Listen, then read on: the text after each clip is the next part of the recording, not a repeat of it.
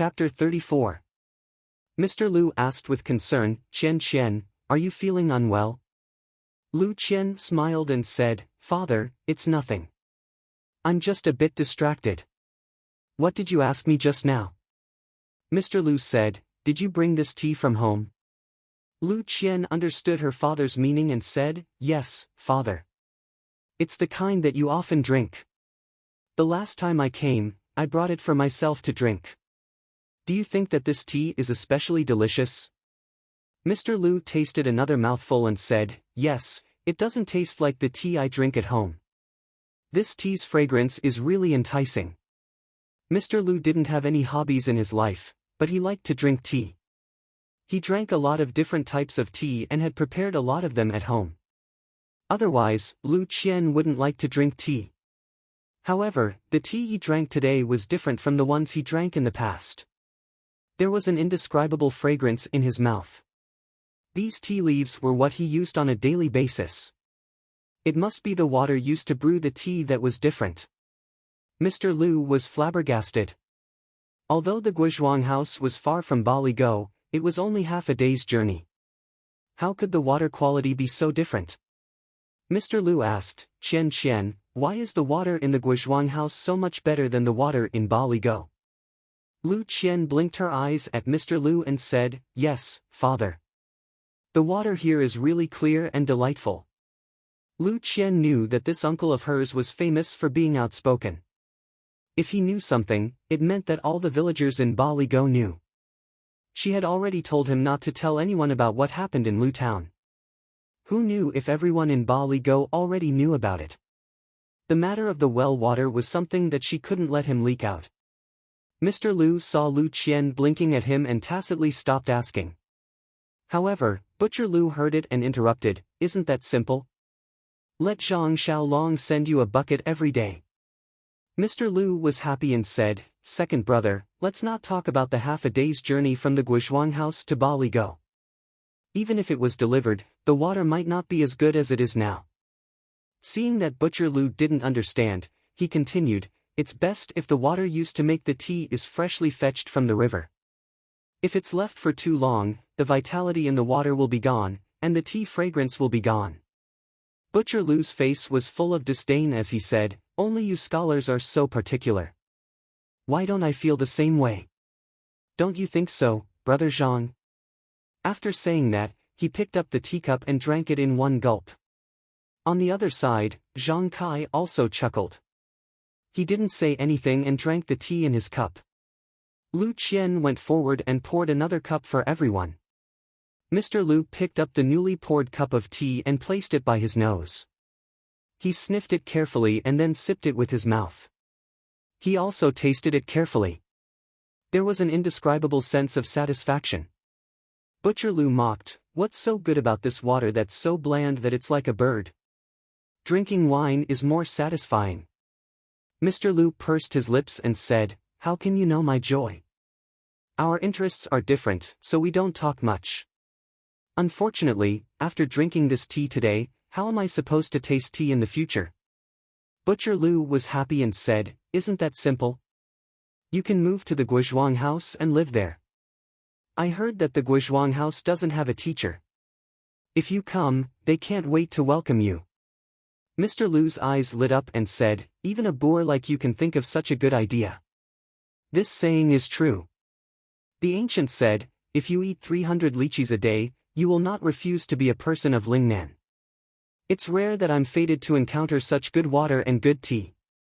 To be able to become a person of the Guizhuang house for this good tea, it can be considered a good story. He said it casually, but it sounded meaningful. Mr. Lu's words, it's rare that we're fated, woke Lu Qian from her daydream. It was like a bolt of lightning that struck Lu Qian's heart, splitting open the knot in her heart that had been tangled in her heart for many days. Yes, it's rare that we're fated. A few days ago, she still felt that she was fated with Zhang Xiaolong. Now that she had walked into a dead end, she actually doubted this fate. Now that she thought about it carefully, from the moment she met Zhang Xiaolong, he was injured in order to save her. She took care of his injuries to repay his kindness. Then she discovered the precious well water, and now her father was willing to come to the Guizhuang house. She completely dispelled her last layer of apprehension that she was unwilling to marry far away in order to take care of her father. She was clear that this well water was only available in the Zhang family. She couldn't drink it anywhere else in the Guizhuang house. Thinking about the miraculous uses of the well water, she was even more moved. This was a guarantee for her father's health. Didn't all of this mean that she was fated with Zhang Xiaolong? This fate was predestined by the heavens. Wasn't it enough for her to be proud of? A single thought leads to everything. The large stone in Lu Qian's heart was lifted by the heavens. At this time, she finally noticed everyone's reaction after her father finished speaking. Seeing that everyone didn't understand, Lu Qian explained, "This lychee is a very delicious fruit in the legends. It only grows in a place like Lingnan." After the ancients ate this lychee, they couldn't forget it. They sighed and said that if they could eat lychees every day, they would be willing to move to Lingnan.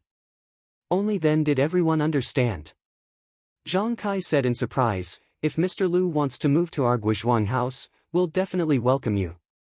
I'll go back and report to the Guizhuang house's Gua clan head to arrange a place for my brother." Mr. Lu hurriedly said, "Old brother, this matter isn't urgent. We'll talk about it later. Let's leave it for fate, haha." Then, Mr. Lu took another sip of tea and said the real purpose of his visit to the Zhang family. He looked at Zhang Kai and said, "Old brother, the main purpose of our visit this time is to bring Qian home for a while. This child has already stayed here for a period of time. She must be homesick. Our family also needs her to go back and tidy up. This month, Yaya should have come over a long time ago.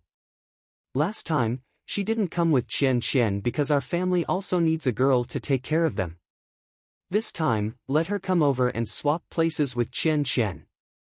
What do you think?" Zhang Kai didn't dare to express his opinion.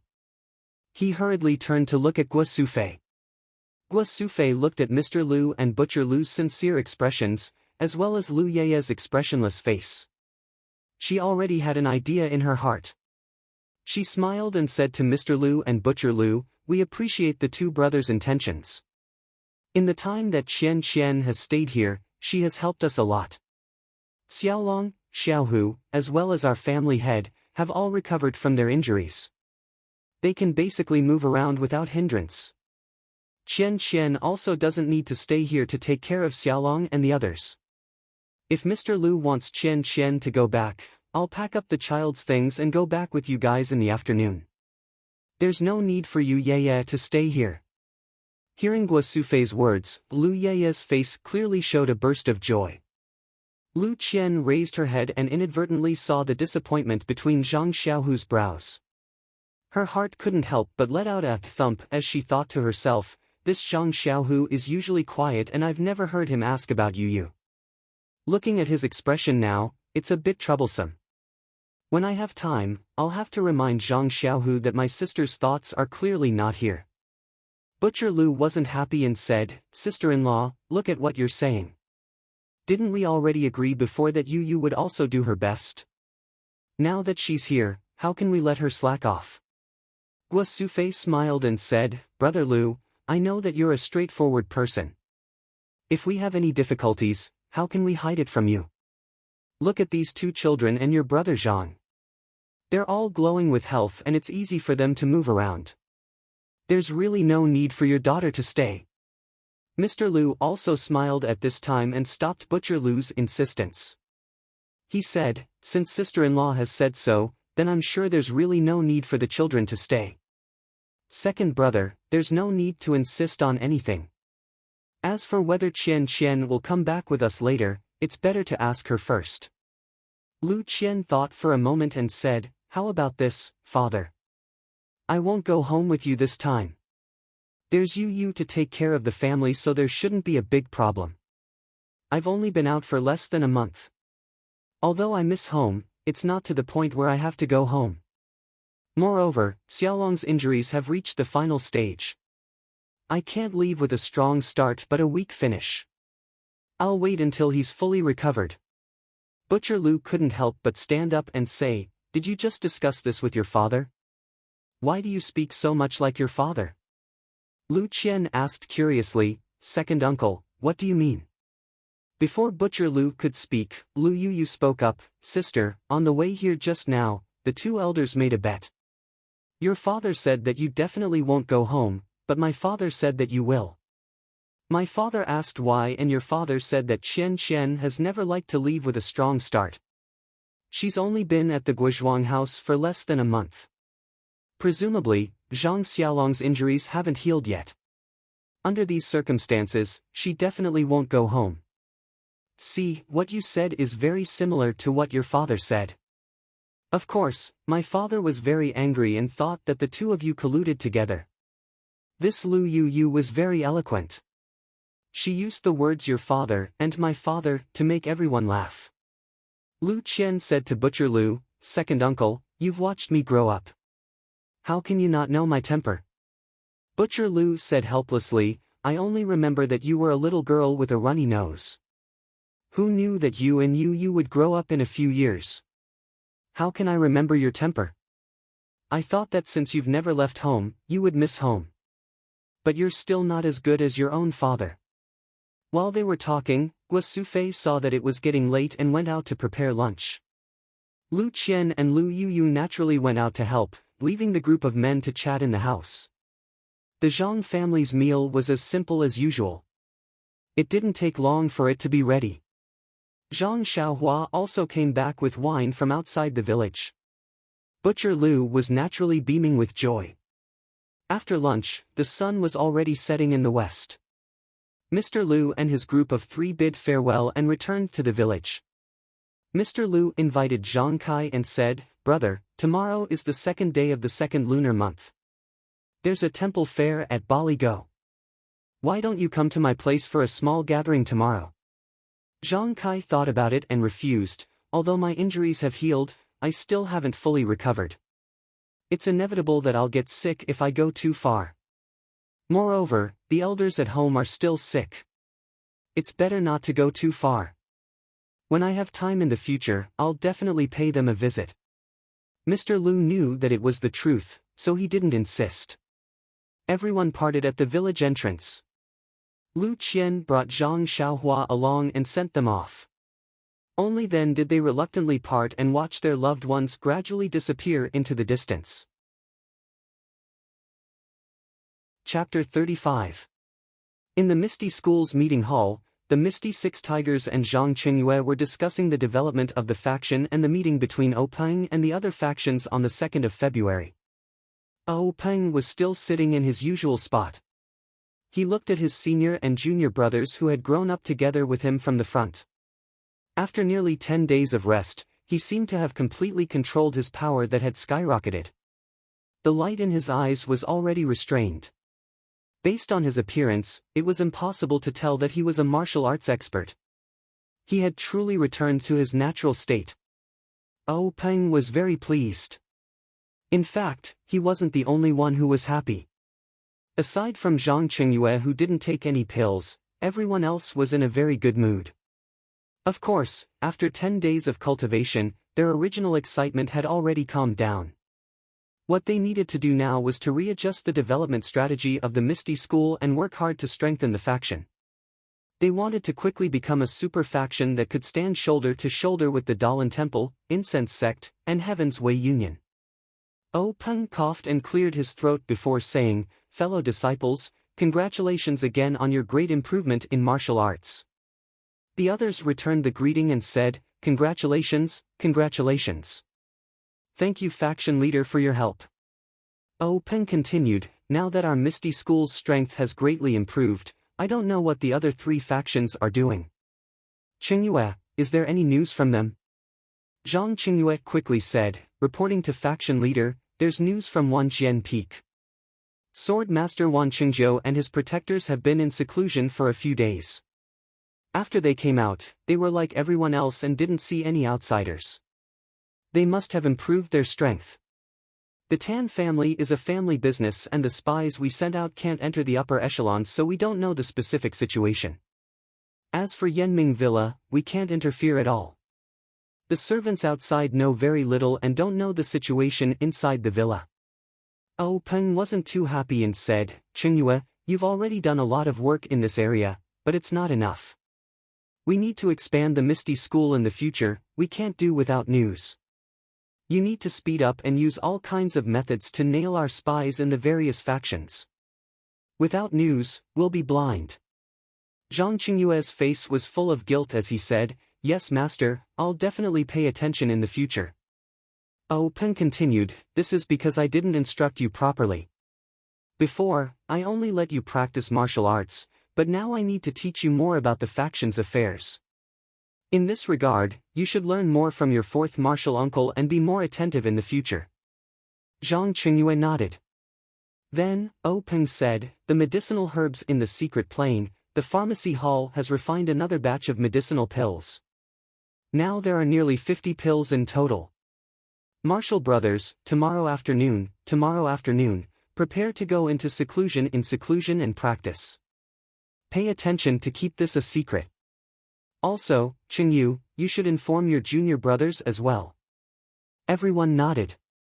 Oh Peng thought for a moment and said, Qingyu, pick a few of the second and third generation disciples with good aptitudes and come to the discussion hall tomorrow. The core disciples still need to be expanded. At this moment, Shengguan Laosi interjected, Senior brother sect leader, now that our ethereal sect strength has increased greatly, we should consider how to expand the scope of our strength. Oh Peng nodded and said, yes, this is also one of the topics for today's gathering. Boss Hu suggested, fourth brother, expansion isn't something that can be achieved in one bite. Do you have any ideas?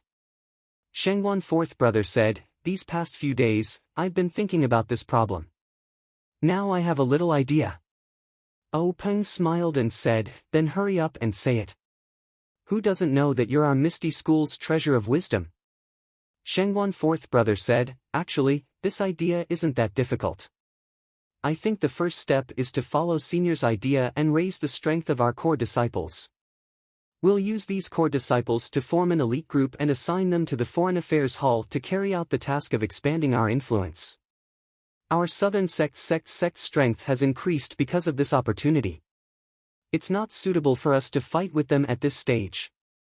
Moreover, Senior may form an alliance with them next time, so we can't touch the south. The Luo Shui gang in the east and the Golden Crow sect in the west used to be weaker than us. They're good targets for us to make a move on. However, if we attack them at the same time, it will divide our strength. Senior needs to weigh the pros and cons. Oh Peng thought for a moment and said, for now, let's set it as the Luo Shui gang. The Golden Crow sect is in the west and their influence intersects with the 10,000 Sword sect. I'm afraid they're in cahoots with the 10,000 Sword sect. Who knows, the 10,000 Sword sect might also be watching them. The Luo Shui gang has always been based on the Luo River. This is what we lack. Now that they're still young, we'll take them down first. Advancing on land and water will bring endless benefits to our Misty School. Boss Hu said, third brother, water is our weakness. Why don't we attack the Xian Rong sect in the east? After all, the Xian Rong sect's foundation isn't very deep. On land, we're also confident. Oh Peng smiled and said to Boss Hu, eldest brother, you and I have been deceived by the Xian Rong sect's low profile. I just received news that the leader of the Xian Rong sect is an abandoned disciple of the Dalan Temple's law-enforcing elder. This Xian Rong sect is obviously a pawn that the Dalan Temple has planted in our Pingyang City and Yu City. We can't act blindly. Besides, although the Luo Shui gang originated from the Luo Shui gang, as long as we make a move first and plan well, our chances of success are still very high. Oh Peng took a sip of tea and continued, moreover, our Misty School has always been on land. Pingyang City's location is also sandwiched between the Luo Shui gang, the Golden Crow sect and the Xian Rong sect. There's limited space for development. If we take over the Luo Shui gang's influence and make use of the Luo River, it'll be very beneficial for the gang's development. Everyone was silent and deep in thought. After half a cup of tea's time, Shengguan Laosi spoke, fourth brother, according to this train of thought, I don't think I've sent enough people. Oh Peng said, I've long thought about this. the development of the Misty School requires manpower. In the past, our sect focused on elites. Now that the strength of our senior disciples has increased, the number of junior disciples is obviously insufficient. How about this, Qingyue, you consider recruiting a batch of disciples recently to strengthen our sect's strength. You can handle the details. Zhang Qingyue nodded in agreement. Then, Peng said to Zhang Qingyue, Qingyue, you can leave first. Inform your junior brothers that you should also rest well and prepare to improve your skills tomorrow. Zhang Qingyue's excited face was flushed red as he bowed and left. Lu Laowu, who had not interjected all this while, spoke now, isn't it just improving your skills? Looking at you, Qingyue, what's there to be excited about? Zhang Qingyue thought to himself, old master, that's improving my skills. How can I not be excited? I heard that you've improved your skills for 20 years. How can I not be excited? Of course, his mouth still said, yes, fifth Shirshu is right. Martial nephew should be calm in the face of chaos. Peng said, don't listen to your fifth Shirshu's nonsense. However, you shouldn't be too excited. When you take the medicine, you must use it calmly. Otherwise, it will be a waste. Zhang Qingyue quickly walked out, only wanting to quickly leave fifth Shirshu's sight.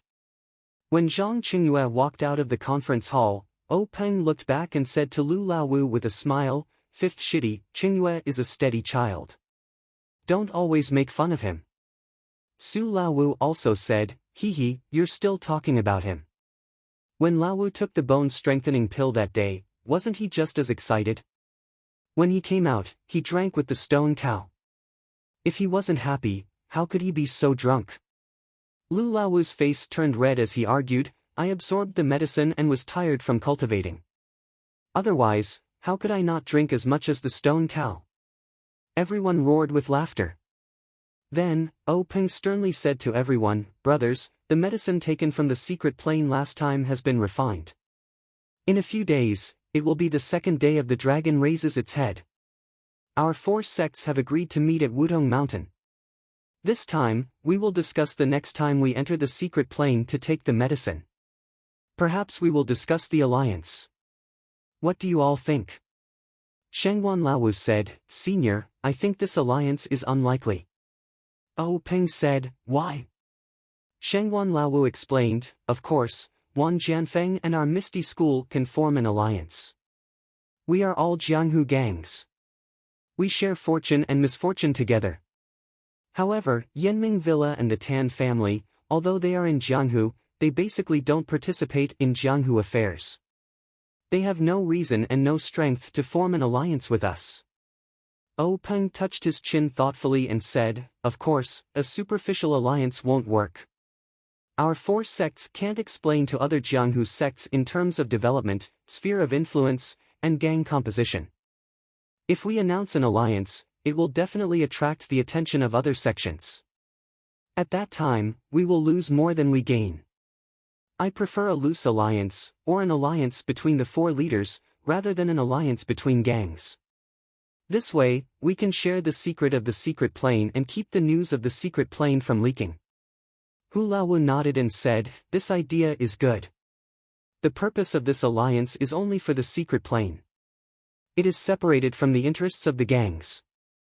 Once any party leaks the news of the secret plane, the other 3 sects will kill them together. Peng smiled bitterly and said, if the news is leaked, there will be no need for the other 3 sects to crusade. There will soon be a bloody storm in Jianghu. So, we must seize the time to strengthen our own strength. Then, Peng turned his head and asked Li Laowu, who had been looking down and not speaking, second senior, have you read the sword manual? Li Laowu nodded and didn't reply. Peng didn't care and continued to ask, how many of our Misty School's current disciples can change? Li Laowu also shook his head. Peng said a little dispiritedly, alas, it is indeed inappropriate to change halfway. 4th senior, when Qingyu recruits disciples, you can also choose some of them to practice this sword manual. At the same time, you can also ask 2nd senior to guide you. It is best if 2nd senior can take in a few more disciples. Li Laowu nodded in agreement. It seemed that since his strength improved last time, he was more focused on the cultivation of the sword and didn't speak much.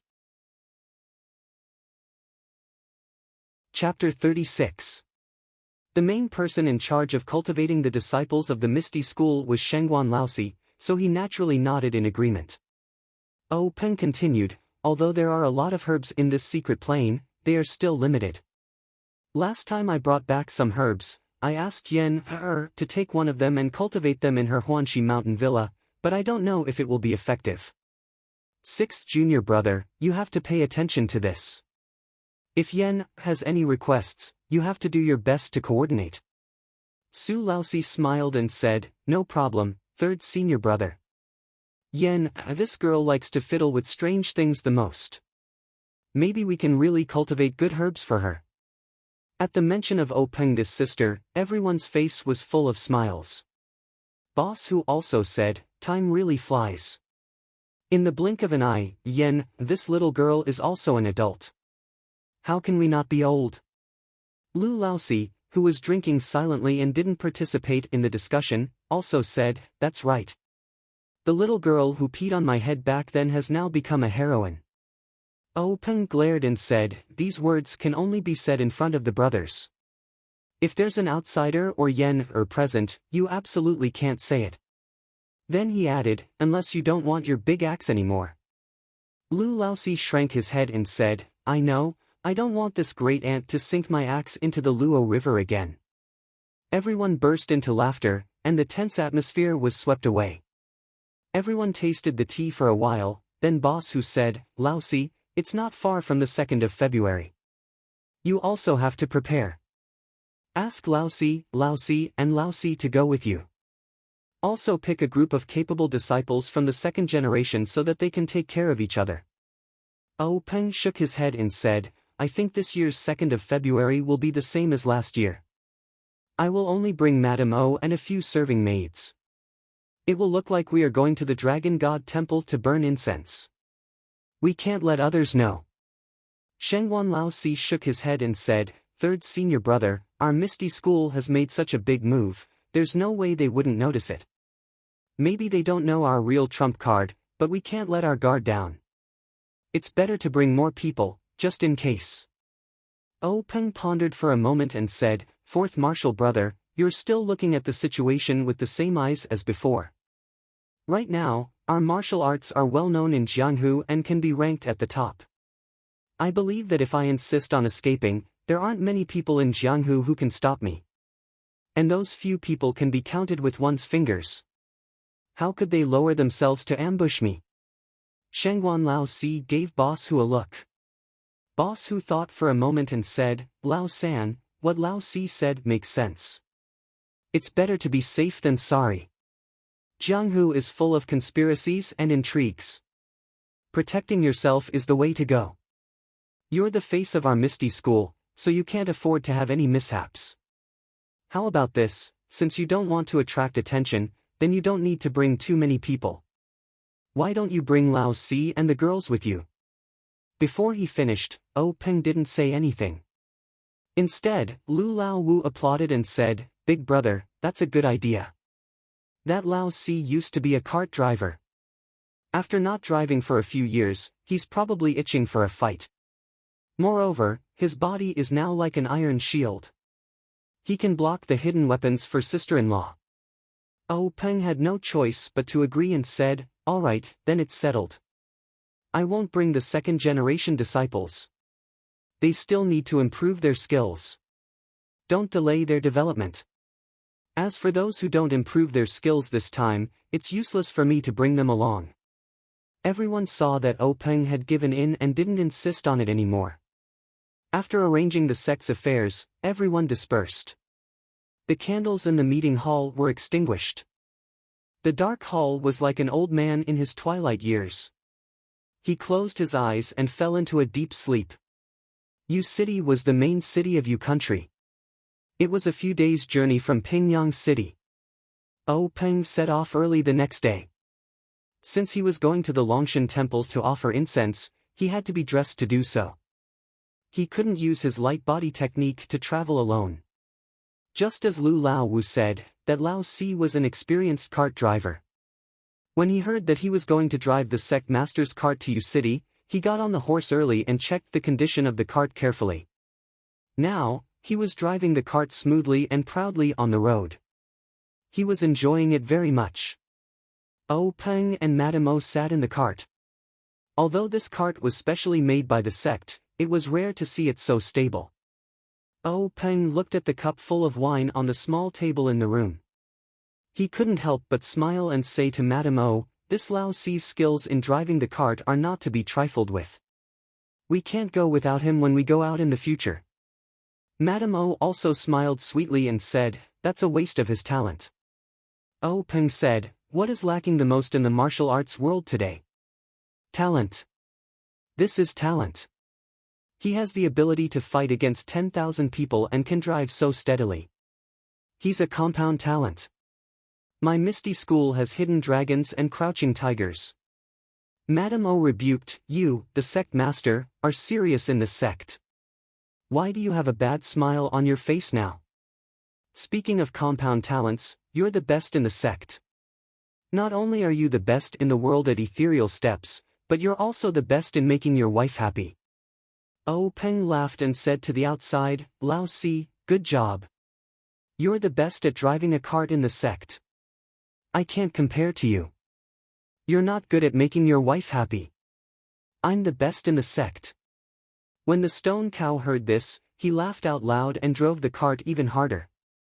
Madame O blushed in the cart and hit Oh Peng, causing the maids in the cart to laugh softly. At this time, the Lao Si's wild singing came from outside the cart. It must be because the Lao Si had traveled to a remote place and the Lao Si sang. Everyone listened carefully. The Lao Si sang, sister, you sit at the bow of the boat. I walk on the shore. Love and love, the rope swings. It was a song that the Lao Si had learned from somewhere. Everyone couldn't help but laugh. After traveling for a few days, they were about to reach U City. The journey was peaceful and they didn't encounter any trouble. The road outside U City was very wide and there were many trees planted along the road. The weather was warm now and there were some greenery on the treetops. There were also many passers-by and the cart could no longer gallop as freely as before. However, under the Lao Si's skillful driving, the speed didn't slow down. Madame O looked at the scenery outside the window and praised, this U City is indeed the main city of our U nation. It's much more prosperous than Pingyang City. Even the outskirts are so lively. I wonder if the Dragon God Temple is full of people now. When the cart arrived at the Dragon God Temple, they realized that the inside and outside of the temple were full of people. There was no place for the cart to stop. Fortunately, Oh Peng and the rest had martial arts and weren't afraid of the crowd. They moved slowly with the crowd and soon arrived in front of the temple. Everything was the same as in the past. Oh Peng and his wife offered incense to the dragon god, made a wish, kowtowed and gave alms. Then, they followed the crowd out of the dragon god temple. The Lao Si stood on the cart and looked around. When he saw Oh Peng and the rest coming over, he immediately jumped down from the cart and said, Sect Master, why are you out so soon? Oh Peng said, there are so many people coming here every year. The incense is very prosperous. The monks in the temple are all busy and can't talk to their abbot. We'll talk about it when we have time. The Lao Si gestured for everyone to get on the cart and then asked Oh Peng, Sect Master, are we going to the U City branch now? Oh Peng waved his hand and said, there's no hurry to go to the branch. Go to the restaurant next door to buy some wine and food. We'll go to Wudong Mountain now. The Lao Si agreed and went to buy wine and food. Madame O asked curiously, why are we going to Wudong Mountain again? Last time, you, Yanming Jusher, Wan Qingjiu and Tan Yefeng were drinking wine and discussing heroes at Wudong Mountain. Could it be again this time? Oh Peng smiled and said, yes, I didn't have enough fun last year. Of course, I have to continue this year. Not long after, the Lao Si bought the wine and food and then drove to Wudong Mountain. The Dragon God Temple was at the foot of Wudong Mountain. Not long after, the carriage arrived at a place where they could climb the mountain. There were also some wine shops and inns in this place. O Peng and the others booked a few rooms and arranged for Madame O and a few maids to rest. O Peng took the Lao Si and walked up the mountain path. Wudong Mountain was not too high and it was not the season to climb the mountain. There were not many tourists. O Peng used his qinggong to walk in front. Although the Lao Si practiced external martial arts and also carried wine and food, he was not much slower than O Peng on the mountain path. Not long after, O Peng reached the top of the mountain. Then, the Lao Si also came up. Looking at the Lao Si's calm and steady breathing, O Peng could not help but mutter in his heart. Although he had only used 30% of his qinggong, he was good at qinggong. This 30% of his qinggong was already very impressive in the martial arts world, but the Lao Si was not much slower than him. It could be seen that the effect of this bone-strengthening pill was extraordinary. At this time, it was almost noon. The top of Wudong Mountain was bathed in sunlight and was very warm. O Peng looked under the tree at the top of the mountain. No one had come yet. O Peng called the Lao Si to walk under the tree. He sat on the stone and let the Lao Si place the wine and food he bought one by one in the open space under the tree. Before the Lao Si finished placing the wine and food, O Peng heard footsteps coming from the mountain path. He stood up and saw a short and strong man coming up from the bottom of the mountain. It was the Wanjian Peak sword master, Wan Qingjiu. O Peng stepped forward and bowed. "Brother Wan, how have you been?" Wan Qingjiu leaped to the top of the mountain and returned the greeting. "Sect leader O came really early. We agreed to meet at noon. I thought I was early, but I didn't expect someone to come even earlier." O Peng said, "I came a little earlier to arrange the wine and get drunk." Wan Qingjiu said, "Sect leader O is meticulous. I admire you." So the two walked under the tree and chatted. After a while, the sun in the sky was about to hang above their heads. It was almost noon, but the other two still hadn't appeared. O Peng and Wan Qingjiu couldn't help but think, could it be that something happened? Just as they were thinking, they heard a voice from the bottom of the mountain. Brother Tan was half a step late. This little brother has won this round. It was Yenming Jusher's hearty laughter. O Peng and Wan Qingjiu smiled at each other and turned to look at the intersection. They saw Yenming Jusher's thin figure appear on the path to the top of the mountain. A middle-aged man with a medium build and dressed like a rich man also climbed up the mountain. It was the Tan family's patriarch, Tan Yefeng. Chapter 37. When the four met, they greeted each other. Wan Qingjiu asked, "Why do you say that, Brother Yenming?" Yenming Jusher smiled and said, "Brother Tan and I met at the bottom of the mountain. When we saw that it was almost time, we made a bet to see who would reach the top first. It seems that I'm the early bird that reached first." O Peng smiled and said, "Brother Tan's strength isn't in light body technique. You can compete with him in martial arts later." Yenming Jusher waved his hand and said, "I know that. I can't beat him, but today we're only talking about wine and not swords." "Chief O, you're disappointed." Tan Yefeng also spoke, "Brother Yenming has the upper hand in this bet. I'll drink 3 big bowls in a while." O Peng and Wan Qingjiu laughed and said, "Brother Tan is a straightforward person. Come, Brother Yenming, Brother Tan, this way please." Everyone came to the bottom of the tree and saw the stone ox standing there like an iron tower. They asked curiously, "Who is this brother?" O Peng introduced, "This is the stone ox, a disciple of the Misty School. Stone ox, come and greet Yenming Jusher and the Tan family's patriarch." The stone ox came over and greeted them. Everyone praised and said that the Misty School was really full of hidden talents. O Peng also humbly denied it. Then, O Peng let the stone ox guard the entrance to the mountain to prevent people from going up the mountain. Everyone sat down. Tan Yefeng first picked up a jar of wine from the ground and poured it into a porcelain bowl. He said to Yenming Jusher, "Watch carefully, I'll drink first." Then, he put the bowl to his mouth and drank it all in one gulp. Then, he drank another bowl. When he drank the third bowl, Peng said, Brother Tan, we'll drink with you too. After saying that, he also poured a bowl. Yanming Jusher and Wan Qingjiu also agreed and poured a bowl each. Everyone clinked their bowls and drank it all in one gulp. Then, they put the porcelain bowls on the ground. Tan Yefeng was the first to speak. Brother O, you're really thoughtful. I came in a hurry, and seeing that it's getting late, I've already forgotten about the food and wine. I'm sure Brother Yanming has the same thoughts as me, right? Yanming Jusher said awkwardly, that's right. I didn't expect there to be so many people in Dragon God Temple. It took me a bit of time to arrange for my family members, and in the end, I ended up delaying my own matters. Wan Jiucheng laughed heartily and said, I didn't waste any time, but I also forgot about these minor details. But Chief O is here to help us. It's fine as long as we have wine to drink. There's no need to say so much. Peng also said, Brother Wan is right. It's fine as long as someone is prepared. Why should we care about who it is? Come, let's drink again. Everyone laughed heartily and drank another bowl. Tan Yefeng was the first to speak.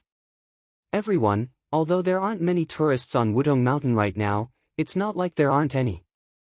Letting the stone cows guard this intersection is only a temporary solution. I think we should return to the main topic and discuss things earlier. Once we've settled the important matters, how about we drink and chat merrily? Yanming Jusher also said, I have the same intention. Peng said, then how about we first confirm the next time we enter the secret area? Wan Qingjiu also nodded in agreement. Tan Yefeng said, but according to the booklet, we can only enter on the 15th of the first lunar month every year. Yanming Jusher said, Brother Tan, don't worry. According to my speculation, the booklet said that we can only enter on the 15th of the first lunar month for two reasons. First, it's because of the formation formed by the jujube trees outside this secret area. A passage will only appear on the 15th of the first lunar month every year, allowing people to enter. Second, only the sunlight on the 15th of the first lunar month can accurately indicate the location of the entrance. Before I entered last time, I've already made marks on the two jujube trees near the entrance, so it shouldn't be difficult to find the location of this entrance. I've never heard of a formation in the martial arts world that can change with time. Moreover, there are so many days in a year, so the formation can only pass through on a specific day. This is too unbelievable. Brother Wan, Brother O, your faction has been passed down for a long time, and you've encountered many things in the martial arts world. Have you encountered such a thing? Wan Qingjiu and Peng looked at each other and shook their heads, but Peng said, although we haven't encountered it, and the ancient books in the faction haven't recorded it, the formation is indeed lost in the martial arts world. We can't be sure that this formation doesn't have the function of a time limit. The four of them did not speak. After all, none of them had any attainments in formations. There was no such talent in the faction, and there might not even be such a person in the entire martial arts world. How could they make a decision? Tan Yefeng said, then there are only two ways now. One is to wait patiently until the 15th of the first lunar month next year, then organize people to enter. The other is to find time recently to send a few people to explore the path and see if we can enter. What do you think?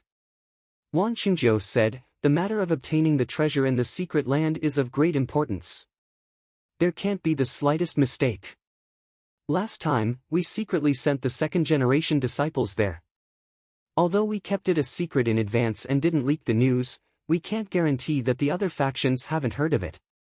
In order to keep it a secret, I suggest that we don't try it rashly without being absolutely sure. Otherwise, if the news is leaked, this secret land won't be the secret land of our four factions, but the secret land of the entire martial arts world. Peng also agreed and said, there are no secrets in the martial arts world. Maybe our meeting at Wudong Mountain this time has already fallen into the eyes of someone with ulterior motives.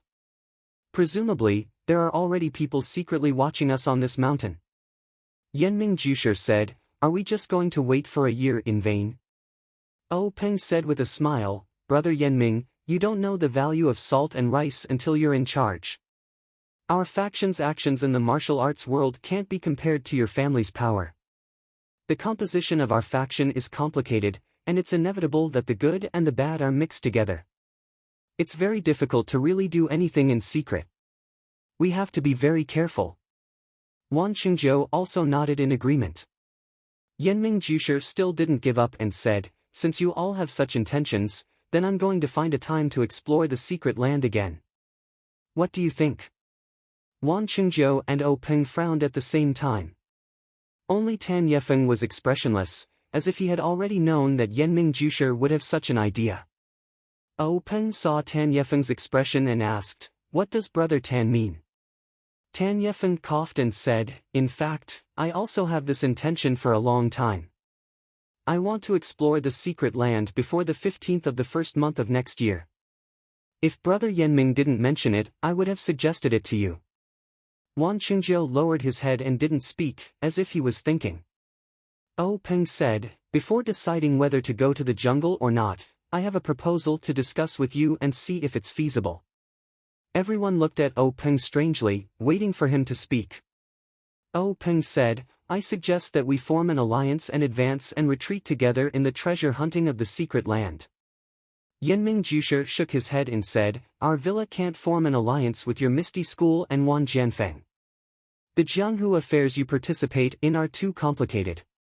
There are often gang bloody battles. After forming an alliance, it's not good for the development of our villa." Tan Yefeng also repeatedly agreed. O Peng said with confidence, "You two have misunderstood. The alliance I'm talking about is a little different from the alliance I usually talk about. First, it's not an alliance between gangs. There's no need to participate in the Jianghu affairs between each other. Second, this alliance is purely an alliance between the four of us. Although the four of us can't share weal and woe with each other, we can form an alliance to advance and retreat together in the secret land and enjoy blessings together. Third, this alliance is limited to the secret land and doesn't involve other aspects. What do you think?" Wan Qingzhou said with joy, "Leader O really has a bright mind. This idea is good. Let's do it." Yenming Jusher and Tan Yefeng also smiled and agreed. So, O Peng poured a porcelain bowl of wine, cut his finger with a sword, and dripped blood into the wine. The other three did the same. O Peng took the porcelain bowl, shook it slightly, and drank a few mouthfuls. Then he handed it to Wan Qingzhou. Wan Qingzhou still drank it. Then Tan Yefeng and Yenming Jusher all drank the blood wine. Yenming Jusher smashed the porcelain bowl. Everyone laughed and said, "The alliance is a success." Everyone drank another bowl of wine together. O Peng then said, "Since Brother Yenming and Brother Tan insist on going, Brother Wan and I will naturally advance and retreat together with you. How about this, at the end of this month, we'll still send disciples to the same place as last time. Brother Yenming will still lead the way. How about it?" Yenming Jusher said, "No problem. This is my duty. However, this time, do we still send each other's family members to each other's place?" O Peng, Wan Qingzhou, and Tan Yefeng looked at each other. O Peng said, "Last time was the first time we cooperated, so we didn't feel at ease. Now that we've formed an alliance, we naturally feel at ease. I don't think there's any need." Wan Qingzhou and Tan Yefeng also agreed. At this time, the stone cow walked over quickly and said, "Gang leader, there are a few tourists coming up the mountain path from the foot of the mountain. Should we stop them?" O Peng waved his hand and said, "This Wudong mountain isn't our home. Of course, we can't stop others from coming. You don't have to guard it. Just wait here." After saying this, the four poured wine and talked about the strange happenings of the Jianghu with the food and wine. They seemed to be in a leisurely mood. Not long after, a few people came to the top of the mountain. It looked like they were really tourists. After touring the mountain for a while, they saw people drinking and chatting in this picturesque place. They felt disdain and didn't stay long before going down the mountain. Wan Qingzhou asked O Peng, "Could it be that we're being paranoid?" O Peng smiled and said, "These people aren't, but we can't say that there aren't any at the foot of the mountain. These people know that we're all from the Jianghu and have sharp eyes.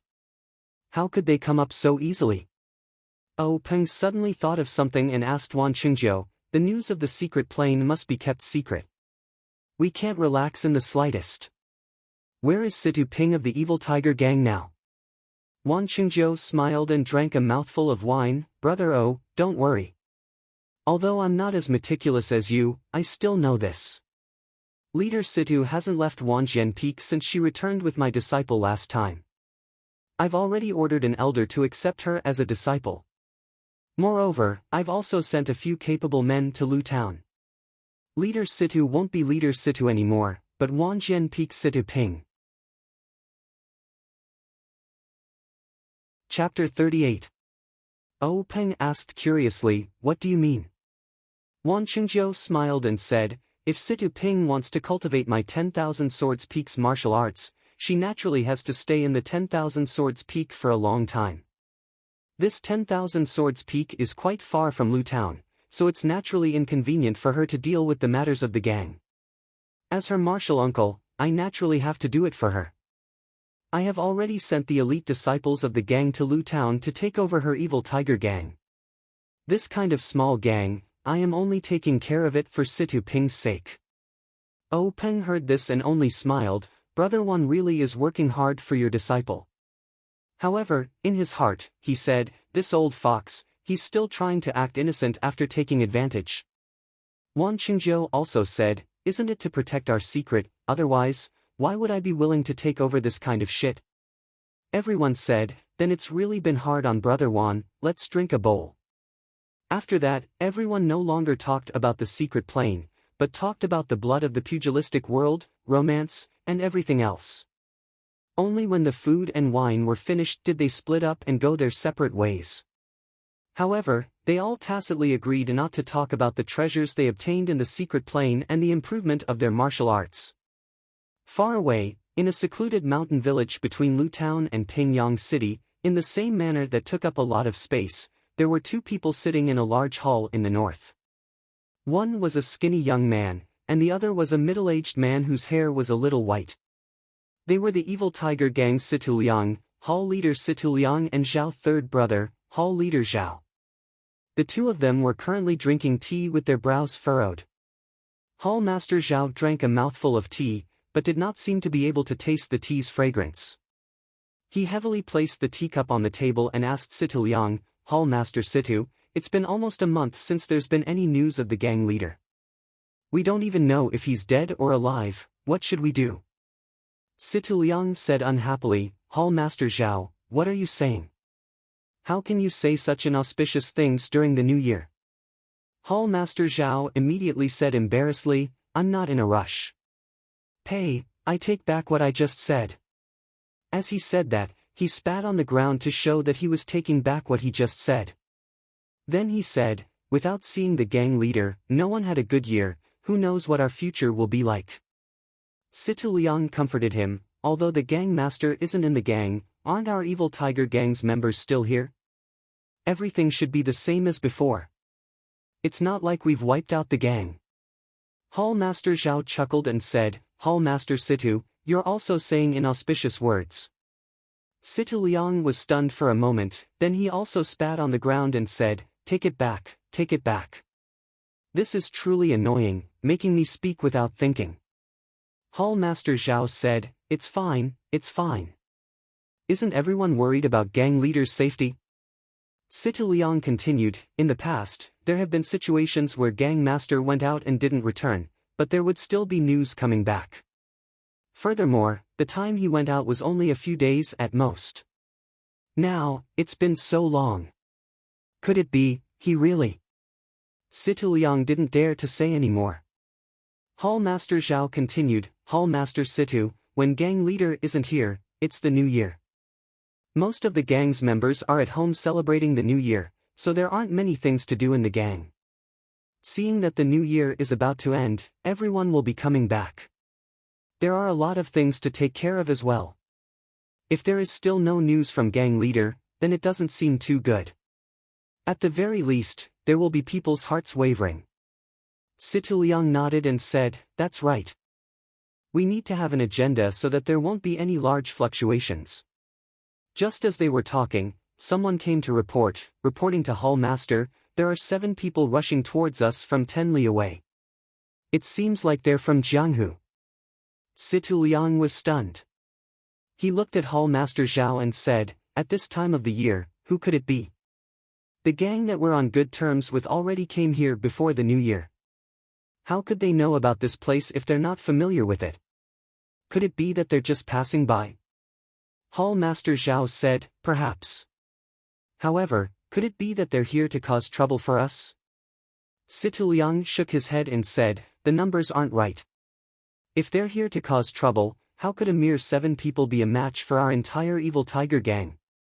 Although most of the gang members aren't in the gang, there are still a few dozen of them. Hall Master Zhao was also confused and said, then why are they here? Situ Liang said, let's just wait and see. We'll keep an eye on them first and see if they're here for us. However, we need to make preparations to welcome them. Someone, notify the brothers in the gang to make preparations to welcome the guests. Also, prepare signal fireworks. If there's a need, notify the brothers that aren't in the gang to come back and help. After half a cup of tea's worth of time, another person came to reporting to Hall Master Situ, those 7 people are about to reach the entrance of the village. There isn't a large group of people behind them. Situ Liang stood up and said to Hall Master Zhao, let's go. This road in our village only allows people to enter and not exit. It seems like they're here for our Evil Tiger gang. Hall Master Zhao also stood up and said, let's go, we're going to welcome the guests. These 7 people really did come quickly. When Situ Liang and the others arrived at the entrance of the manor, the sound of their horses' hooves could be heard. Looking from afar, the 7 people were all dressed in black and their faces could not be seen clearly. Only when they got closer could everyone see that the 7 people were of the same height, but they were all different. The one at the front was a young man with delicate features. He was as skinny as Situ Liang, but he carried a large sword on his back. They only saw them arrive at the entrance of the manor and dismount together. Their movements were very nimble and uniform. It was obvious that they had been trained for a long time. When they dismounted, 6 people stood there holding the reins without saying anything. The young man at the front threw the reins in his hands to the person beside him and walked forward himself. He bowed to Situ Liang on the stairs and said, may I ask if you are the Evil Tiger Gang's Situ Liang, Hall Master Situ? Situ Liang also quickly bowed and said, that is me. May I ask who you are? The young man said with a smile, this one is Chu Xiang Feng of the 10,000 Swords Peak. I have come under the orders of my family's sword master to deliver news about your gang master, Situ Ping. When Situ Liang heard this, he was shocked. This 10,000 Swords Peak was not something the Evil Tiger Gang could afford to offend. When did the gang master have any relationship with the 10,000 Swords Peak? He said with a smile, may I ask if Xiaoxia Chu has any proof? Chu Xiang Feng did not get angry. He took out a token from his chest and handed it to Situ Liang. Situ Liang took it and looked at it. It was the gang master Situ Ping's token. He could not help but reveal a smile and said, it really is the gang master's token. Xiaoxia Chu, please come in for a chat. Please. However, he did not return the token to Chu Xiang Feng. Chu Xiang Feng did not seem to mind. The group of 7 followed him into the manor. The horses were naturally given to the Evil Tiger Gang to take care of as they entered the inner hall. In the main hall, everyone sat down as the servants brought in tea. Chu Xiang Feng did not pick up the teacup.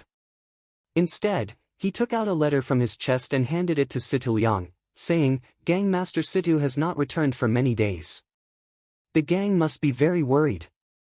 This is a letter from Gang Master Situ to your honorable gang. Hall Master Situ, please open it. Situ Liang smiled as he received the letter. He opened it and looked at the contents. His calm face revealed a bit of shock. After reading it, he handed the letter to Hall Master Zhao, who was beside him. Hall Master Zhao was also very surprised. After reading it, he looked at Situ Liang and nodded slightly. Situ Liang turned around and said to Chu Xiang Feng, Xiao Xia Chu, this token is correct. The words on the letter were also written by our gang master. However, the things in the letter are not things that we can immediately reply to. Can I ask Xiao Xia and the others to rest in our gang for a bit and discuss it with us? Chu Xiang Feng said, of course. However, I ask Hall Master Situ to reply to us as soon as possible.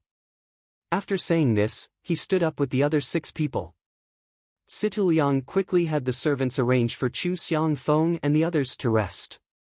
After Chu Xiang Feng and the others left, Situ Liang and Hall Master Zhao immediately had their subordinates release the emergency signal for the Evil Tiger Gang to gather the upper echelons of the gang back to the villa to discuss how to deal with the situation.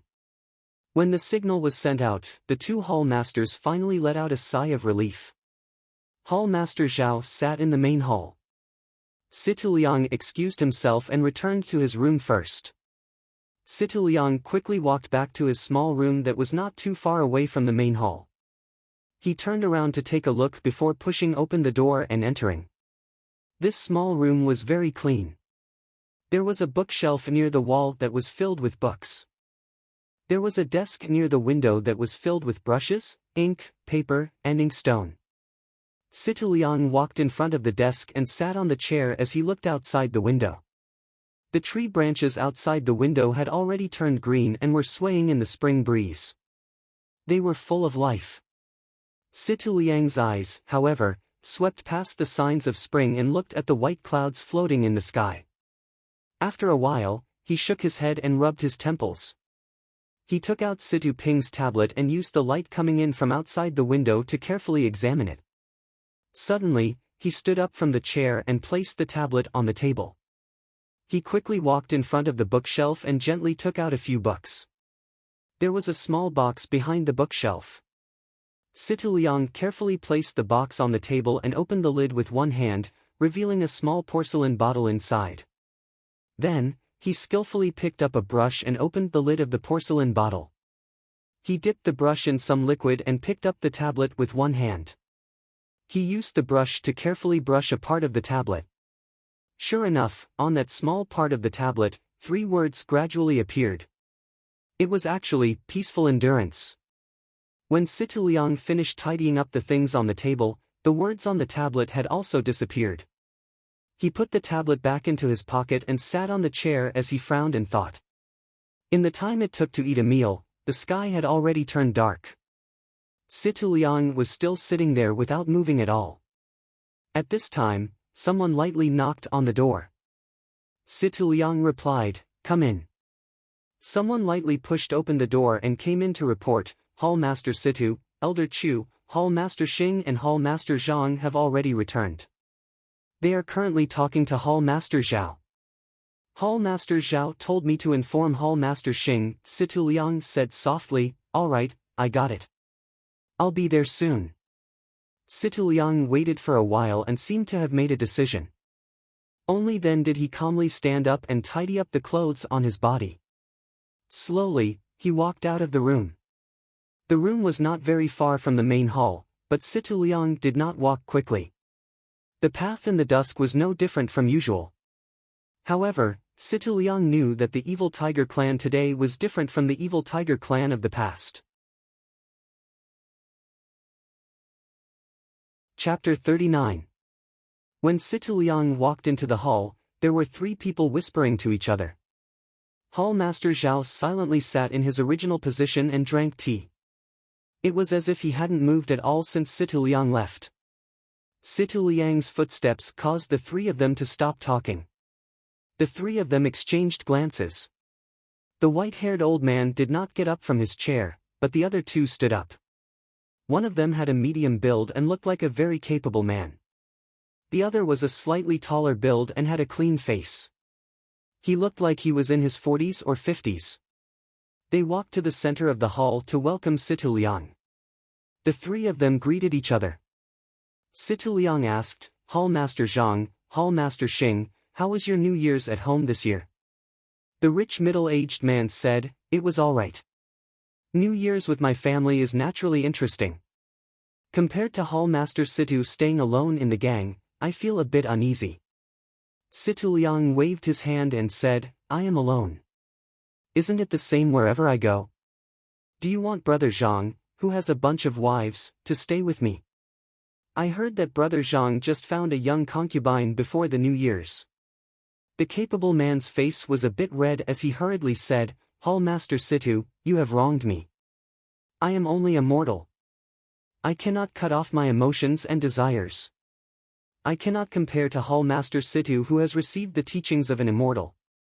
You can cut off your mortal fate and leave the world of mortals. Hearing this, Situ Liang said with a strange expression, Brother Zhang, do you think I am a monk? I am still preparing to find someone to carry on my family line. Hearing this, the two of them said, That's good. We have been waiting for that day. While the three of them were chatting, Elder Chu was getting impatient. He lightly coughed. Hearing this, Situ Liang quickly walked over and bowed. Elder Chu frowned and nodded, indicating for Situ Liang to sit. Only then did Situ Liang walk over to the chair across from Elder Chu and sit down. Before he could sit down, Elder Chu impatiently asked, Little Liang, is there any news about Ping? This Elder Chu was an elder in the gang. He had basically watched Situ Ping and Situ Ping grow up. Normally, in the hall, he would call them Gang Master and Hall Master. Now that he suddenly called them by their nicknames, it seemed like he was very worried about Situ Ping. Situ Liang's heart warmed up, and he hurriedly said, Elder Chu, my cousin is fine, she is just temporarily unable to return to the sect. Hall Master Xing also asked, What is going on here? Gang leader has always been a steady person. Something must have happened this time. When I asked old Zhao just now, he wouldn't say anything no matter what. He wanted to wait for you. Hurry up and tell us. Don't keep us in suspense. Situ Liang nodded and took out the letter from his bosom.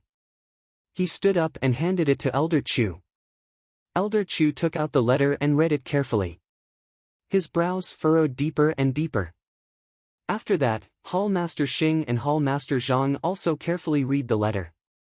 After everyone finished reading the letter, the hall fell into a dead silence.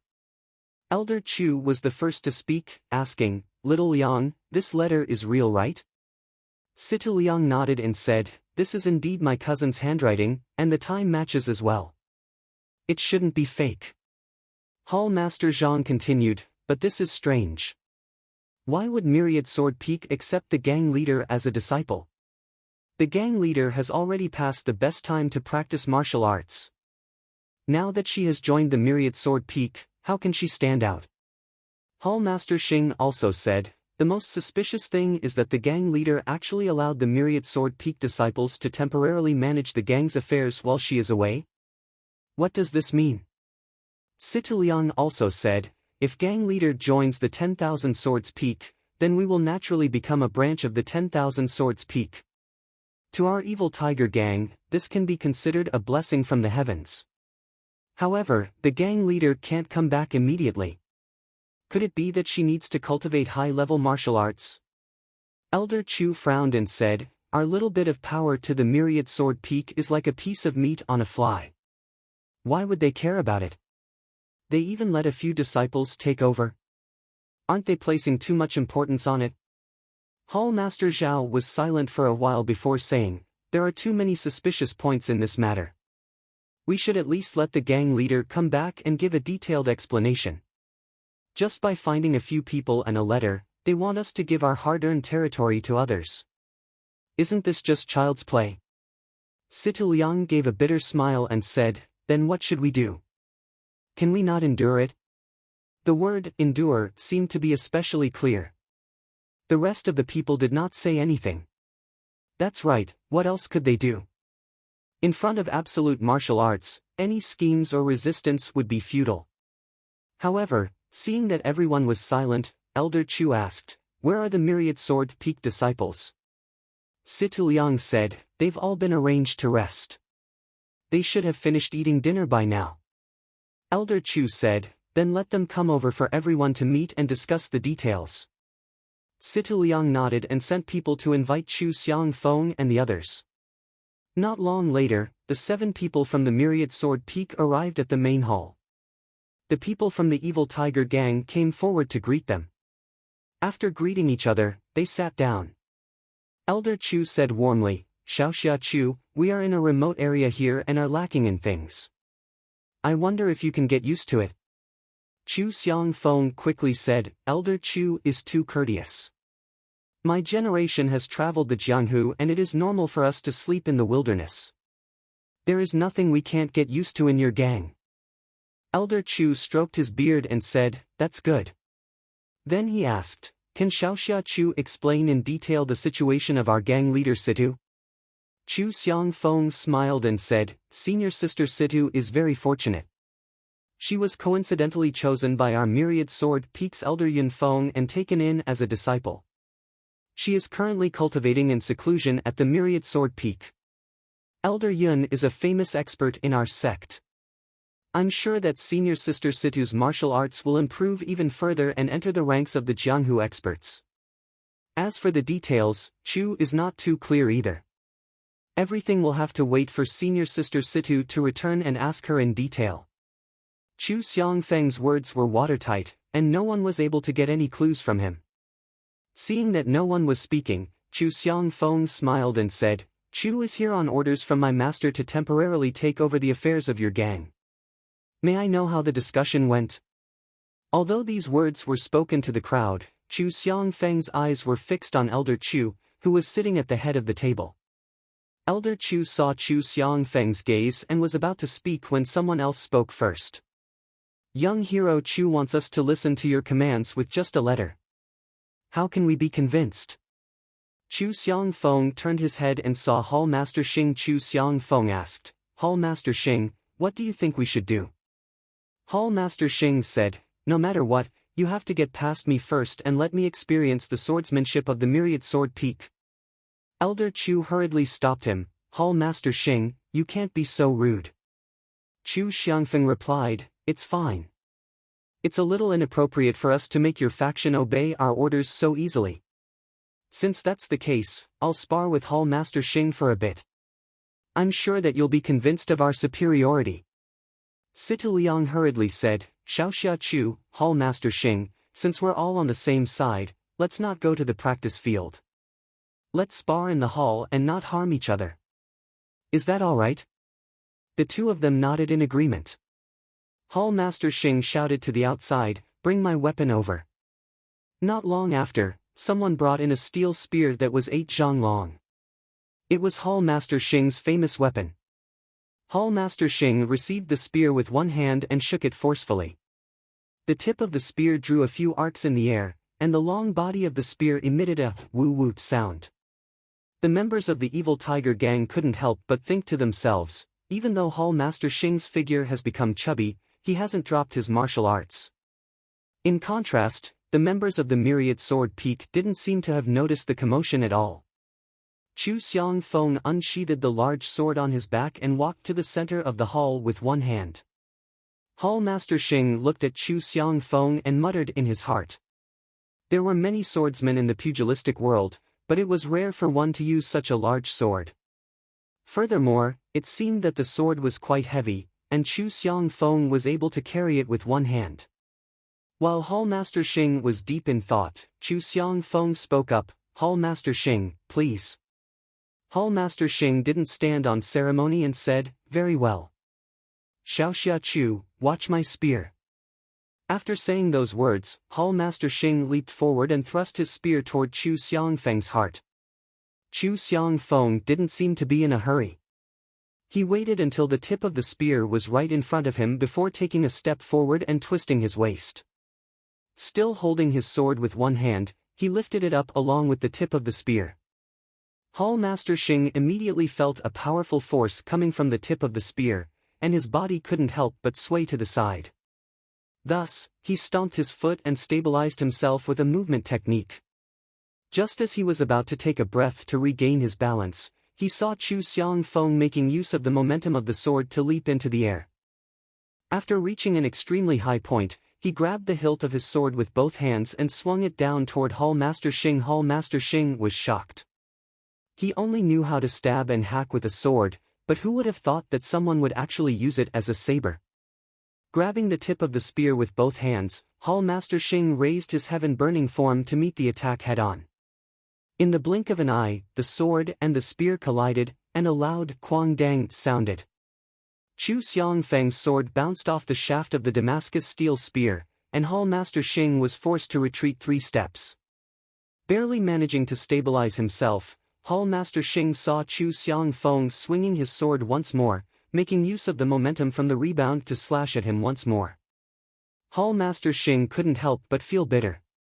There was no time for him to change his stance, so he could only raise his heaven-burning form to meet the attack head-on. However, with another "quang dang," Chu Xiangfeng's sword bounced off the shaft of the Damascus steel spear. This time, however, Chu Xiangfeng didn't follow up with another move. Instead, he stood there leisurely with the tip of his sword pointed toward the ground as he stared at Hall Master Xing. On the other hand, Hall Master Xing was forced to retreat 4 steps. This time, he wasn't able to hold on to the Damascus steel spear anymore. His legs went soft, and he fell to the ground. Unable to hold on to the Damascus steel spear in his hands anymore, he tossed it aside. When Hall Master Xing finally stood back up, he realized that the webbing between his thumb and forefinger had been torn. A wave of fear welled up in his heart as he muttered, "I wonder how much strength is hidden in that skinny body of his. What a godly strength! It's fortunate that it was a sparring session, or else I would have been killed by the other party's attack." Seeing the ashen expression on Hall Master Xing's face, Chu Xiangfeng clasped his fist and said, "I admit it." Hall Master Xing returned the gesture and said, "I'm impressed." Chapter 40. The exchange between the two could not be said to have happened in an instant, but it had only taken a few breaths of time for victory and defeat to be decided. This caused the jaws of the evil Tiger Gang members to drop to the ground.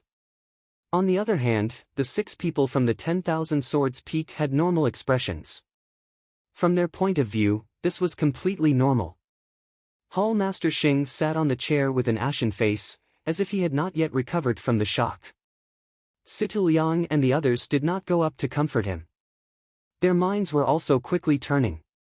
They originally felt that they had no choice but to accept the 10,000 Swords Peak sending someone to take over the evil Tiger Gang, but when they saw that it was a youngster, they naturally wanted to give him a show of strength so that he would not look down on the evil Tiger Gang. This way, when the authority of the gang leader was distributed, they would have an advantage. So when Hall Master Xing raised his objection, no one stopped him and instead chose to watch from the side. However, the result was too unexpected. In just 3 moves, Hall Master Xing was defeated. Thinking back to Chu Xiangfeng's 3 moves, the timing of the moves was very clever. Each move was something that Hall Master Xing had no choice but to take on. The positions of the moves were not too tricky and were even wide open. However, the most important thing was the strength of the moves and the power contained in the large sword. It was something that Hall Master Xing could not compare to. It was a great coincidence. If it had been anyone else from the evil Tiger Gang that went up, they would also have had the same result. No wonder the evil Tiger Gang only sent 7 people. These 7 people were equivalent to half of the evil Tiger Gang. Seeing the evil Tiger Gang members' uncertain expressions, Chu Xiangfeng did not give them too much time to think. He held the large sword in his hand and said loudly, "Everyone, if there is anyone else who has objections, please stand up and speak." Situ Liang and the others exchanged glances. Elder Chu stood up and said, "Xiaoxia Chu, please put away your sword. We do not have any objections." Chu Xiangfeng saw Elder Chu speak, so he put his large sword back on his shoulder. However, he did not return to his seat. Instead, he looked at the evil Tiger Gang members and asked again, "Does anyone have any objections to my 10,000 Swords Peak temporarily taking over the evil Tiger Gang?" Situ Liang and the others all said, "Yes, we will follow the gang leader's orders and listen to 10,000 Swords Peak Xiaoxia Chu." Then, Situ Liang invited Chu Xiangfeng to take a seat, saying, "Clan Master Chu, please take a seat. We will listen to Clan Master Chu's orders." Chu Xiangfeng wasn't polite. He walked to a chair in the front of the hall and sat down. He then said to the evil tiger gang members, "Everyone, please sit." Thus, everyone sat back down.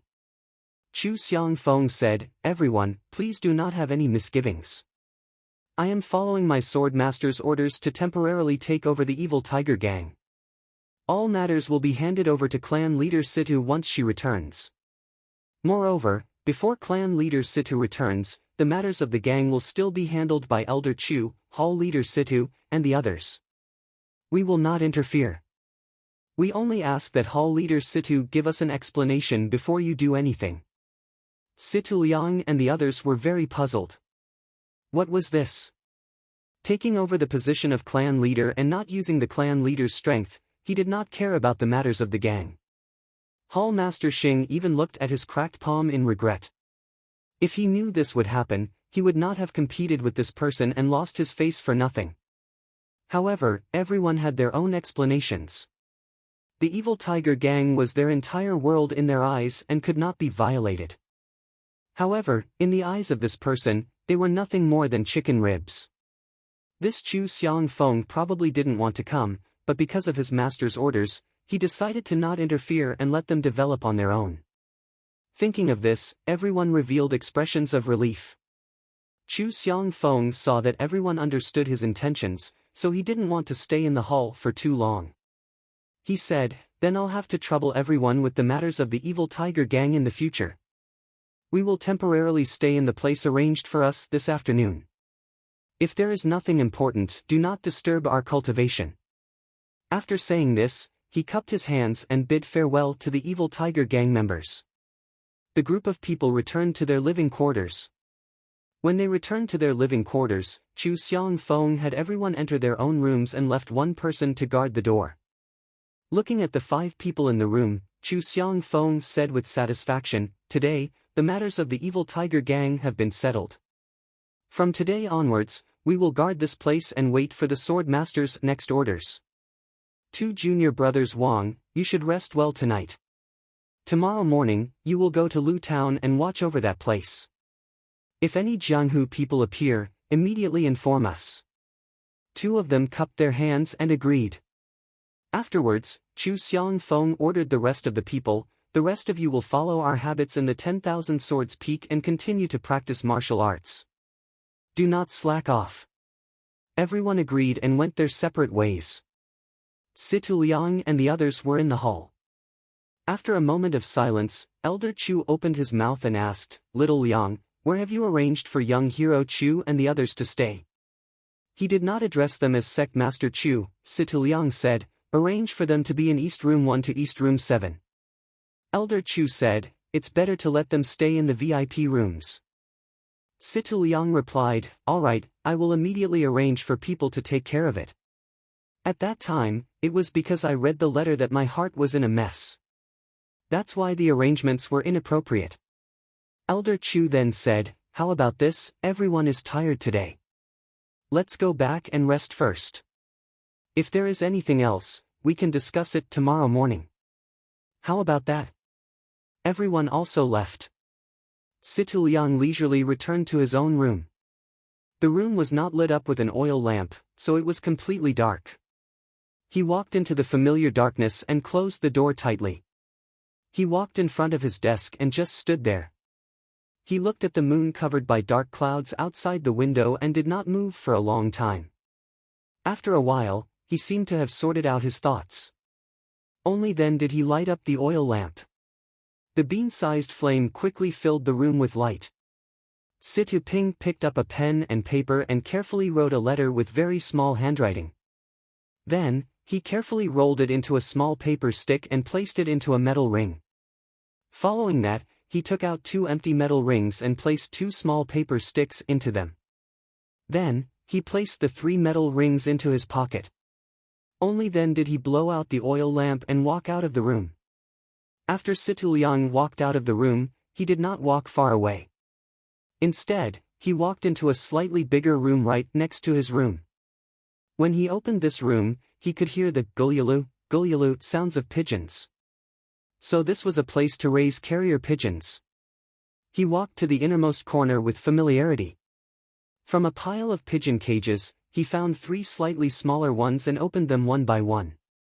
He took out the metal rings from his pocket and very skillfully put them on the ankles of the 3 pigeons. Finally, he took the 3 cages and walked to the window. He opened the window and opened one of the cages first. He then released a pigeon. That pigeon flew in the air and circled around a bit before landing on the windowsill. It seemed like it did not want to fly out. However, Situ Liang grabbed the pigeon and threw it into the air again. This time, the pigeon circled around a bit before flying out in one direction. Situ Liang did not immediately release the second pigeon. He waited quietly for the time it took to brew a cup of tea. When he did not hear any movement, he released the second pigeon. After the second pigeon flew away, he released the third pigeon. The 3 carrier pigeons all flew towards the same place. In the pitch-black night, they carried some sort of mysterious mission. Chu Xiangfeng and the others' rooms were quite a bit of distance away from Situ Liang's room. They were in different parts of the hall, so they did not notice anything. The evil tiger gang members were already used to the pigeons flying out, so the sound of the 3 pigeons flying out did not catch anyone's attention. After Situ Liang finished doing all of this, he returned to his own room. This time, he did not light a lamp. Instead, he walked to the side of the Kong bed and slept with his clothes on. Everything in the evil tiger gang fell silent under the moonlit night. Occasionally, there would be a gang member on duty who would walk past unsteadily with sleepy eyes. Everyone had fallen asleep with their own thoughts. In the Zhang family's courtyard in the Guizhuang house, everyone was also sleeping peacefully. Only waves of suppressed coughing could be heard from Grandma's room. Grandma was lying on the Kong bed and using the blanket to tightly cover her mouth. Her ears were turned to the side, but she would occasionally listen in Zhang Xiaohua's direction. Although the moonlight outside the window was bright, the room was still very dark. There was no movement from Zhang Xiaohua's side, but Grandma was worried that she would wake up her beloved grandson and disturb his sweet dreams. However, with her disappointing body, she felt very stuffy in her chest and could not help but cough. She could not walk out of the room, nor did she want to disturb her grandson, so what could she do? What made her feel gratified was that Zhang Xiaohua was sleeping very peacefully. She thought that perhaps she should tell her child's mother to let her live in her relative's wooden hut tomorrow. Only then would she be able to feel at ease. At this time, Zhang Xiaohua seemed to have turned over. Grandma quickly closed her mouth and suppressed the coughing that was already close to her throat. However, how could she suppress this kind of cough? Grandma's throat was itchy and her face was red. When she heard that Zhang Xiaohua was no longer moving, she carefully coughed out. However, because she had suppressed it for a while, the coughing became much more intense. Grandma even felt that some liquid had been coughed out onto the blanket. In the middle of the night, Grandma did not fall asleep. After waiting for the rooster to crow a few times, she felt that it was already dawn. Grandma quickly got up and groped her way out. The small courtyard was still very quiet. Grandma did not hear any other sounds. Presumably, Guo Sufei and Lu Qian had not woken up either. Grandma did not walk to the center of the courtyard. She leaned against the wall outside the room and used a towel to cover her coughing. After the time it took to eat a meal, Grandma heard the door to the central room creak open. Someone came out from inside. Then, she heard Guo Sufei's voice, "Mother, why are you up so early? It's cold outside." Guo Sufei walked over and wanted to help Grandma back to the room. However, Grandma refused to go back and said, "I'm always coughing. I'm afraid that I'll wake Xiaohua up." Guo Sufei's eyes immediately turned red and said, "Then, Mother, come to the central room first." She helped Grandma to the central room. At this time, Lu Qian also got up.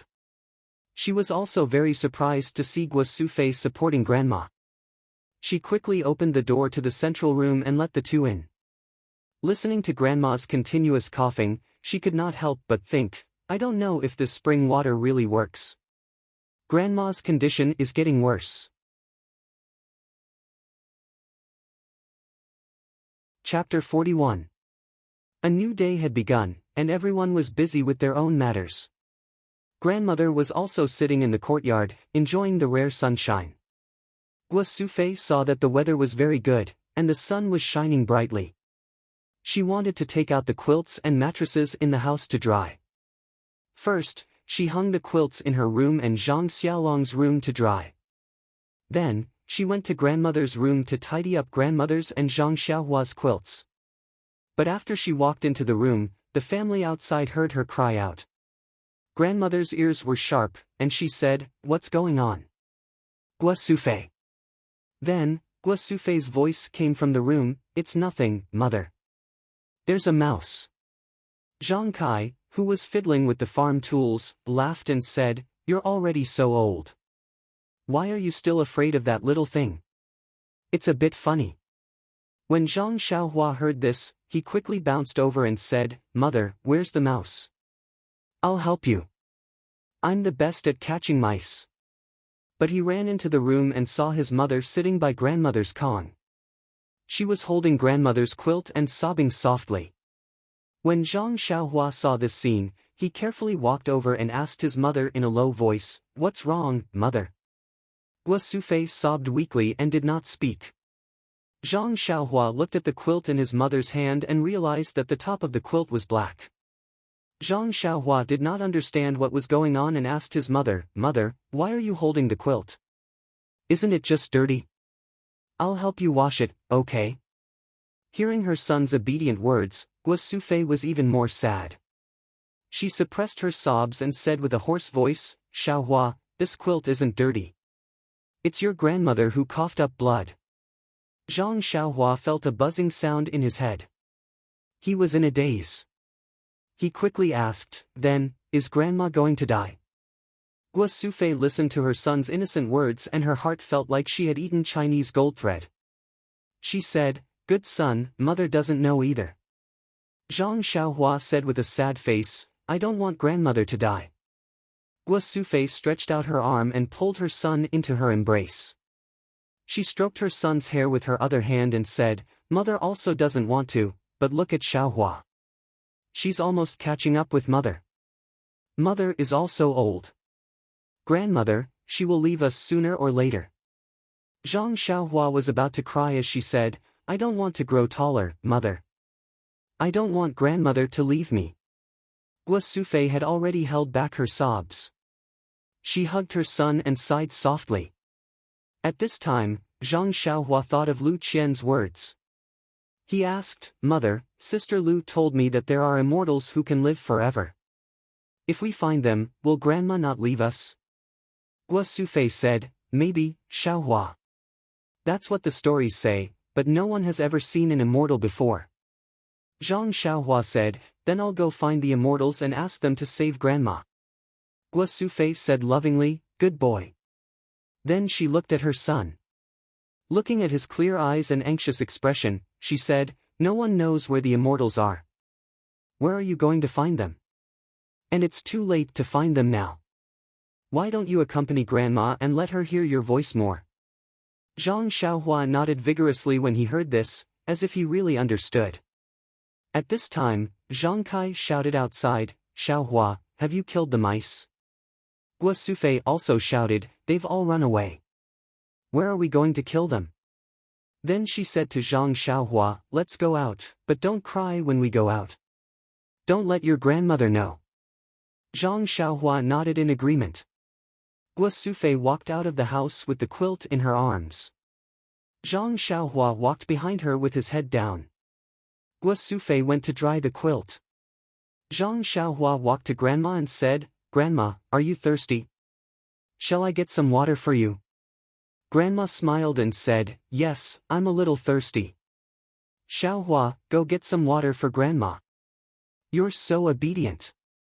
Be careful not to burn your hands." It seemed that in grandma's heart, Zhang Xiaohua was still a 4 or 5-year-old child. Zhang Xiaohua went into the house to get water for grandma. Gua Sufei originally wanted to dry grandma's quilt in a slightly hidden place. But after thinking about it, she took a basin and wanted to wash the blood off the quilt first. Lu Qian saw that Gua Sufei wanted to wash the quilt and hurried over to help. When she saw the stain on the quilt, she was also stunned. Guo Sufei saw that Lu Qian saw it. She thought for a moment and said in a low voice, "Go and call Xiao Long and the others over." Quietly. Lu Qian nodded and went over to signal a few people to come over. When everyone came over and saw the stains on the quilt that Guo Sufei had placed in the basin, they all stopped talking. The warm sunshine just now couldn't warm their hearts even a little at this moment. Zhang Xiaohua brought the water to Grandma. She first tasted the water with her mouth before putting it in Grandma's hand. Grandma took the water and drank a mouthful. There was a smile on her face as if she was drinking sweet honey water. Grandma took a long breath and coughed a little. When everyone saw this scene under the sun, their hearts were warm. The coldness in their hearts had long been driven away. Everyone seemed to know what they should do. They all walked back to Grandma's side and sat around her. While they were busy with their own things, they looked at their beloved family members. They wanted to imprint her voice and smile deeply in their hearts.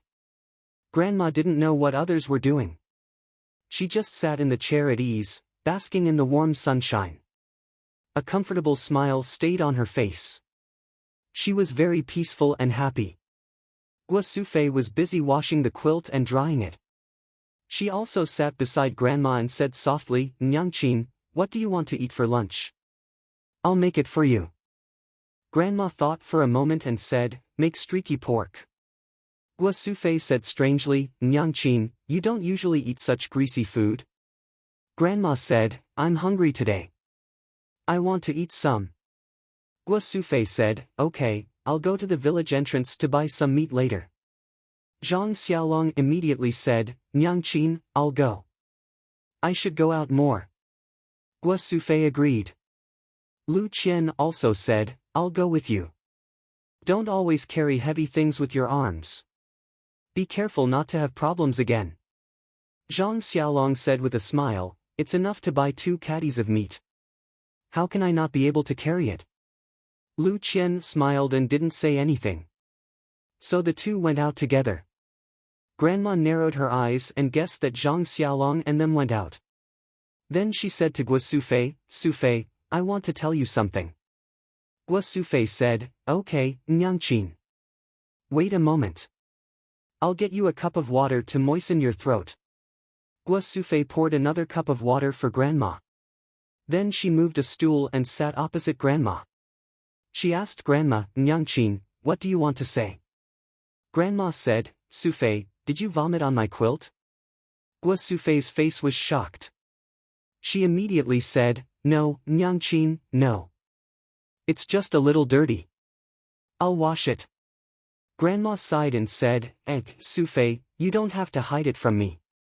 I vomited on my own. How can I not know? It's just that I'm not sure.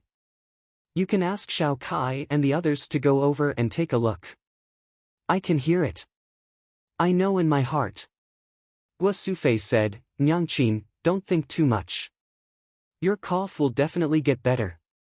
Grandma said with a smile, "You silly child. Why are you like Xiaohua? You're already 40 or 50 years old. You're still comforting your Nyangqin." Guo Sufei began to wipe her tears again. She cried and said, "Nyangqin," Grandma continued, "Sufei, you have to be more open-minded. Birth, old age, illness, and death are unavoidable. That year when your father passed away, I was also sad for a long time before I woke up. At that time, I was only sad for myself and didn't care about you. This time, it's my turn. I have to make you sad again. There's no other way. Your father and I worked hard our whole lives and didn't let you live a good life. With Xiao Kai taking care of you, I'm relieved. Xiao Long, Xiao Hu, and Xiao Hua are all good children. After I leave, don't let them miss me too much. Be busy with farm work. Will pray to the gods to protect you all in the underworld." Zhang Xiaohua's heart ached when he heard this. He hugged Grandma and said, "Grandma, don't worry. I'll protect Nyangqin well." Grandma stroked Zhang Xiaohua's hair and said kindly, "I know that Xiaohua will grow up to be a man and will protect the family. I'm very relieved." Then, Grandma said, "Sufei, I don't have any wishes in this life. I'm satisfied to see you and Xiao Kai live a comfortable life without quarrels. It's just that before I leave, I don't see Xiao Long get married and hold a great-grandchild. It's a bit regretful. I think Lu Qian is a good child. You must find a way to marry her. That's our family Xiao Long's good fortune. Everyone surrounded their grandmother and listened to her speak. In their sadness, they did not notice that there were two people who were walking to the gate of the small courtyard. When the two of them heard the two words Lu Qian, they stopped in their tracks and listened carefully to what their grandmother was saying in the small courtyard. Guo Sufei continued, Nyangqin, you're right. Lu Qian is a good child. There's nothing to nitpick about her words and actions. Moreover, her appearance and figure are 1 in 100. Being able to marry into our family is because Xiao Long accumulated good karma in his previous life. But Guo Sufei wanted to say something but stopped. She didn't want to disturb her mother's good dream. However, there was a big gap between their family and the Lu family. If she rashly promised her mother now and couldn't fulfill it in the future, wouldn't her mother be unable to rest in peace in the afterlife? Grandma seemed to know what she wanted to say. She patted Guo Sufei's hand and said, Sufei, Lu Qian isn't a child who despises the poor and loves the rich. If she likes our family Xiao Long, she would have already married him. Mr. Lu is educated and reasonable, I think he would agree. You should find time to sound Lu Qian out. If she doesn't have any feelings for our family Xiao Long, then forget it. Don't force her. I heard from Xiao Hua that Xiao Long's injury will be healed soon. You should also let her go back quickly. Staying in our family is not good for Lu Qian's reputation. Although we saved her, she has also taken care of our family for so long. Guo Sufei said, Okay, Nyangqin. I'll tell Lu Qian tomorrow and let her go home quickly. Grandma heard this and a trace of disappointment appeared on her face. At this time, someone ran in from outside and said, Qian is not going home.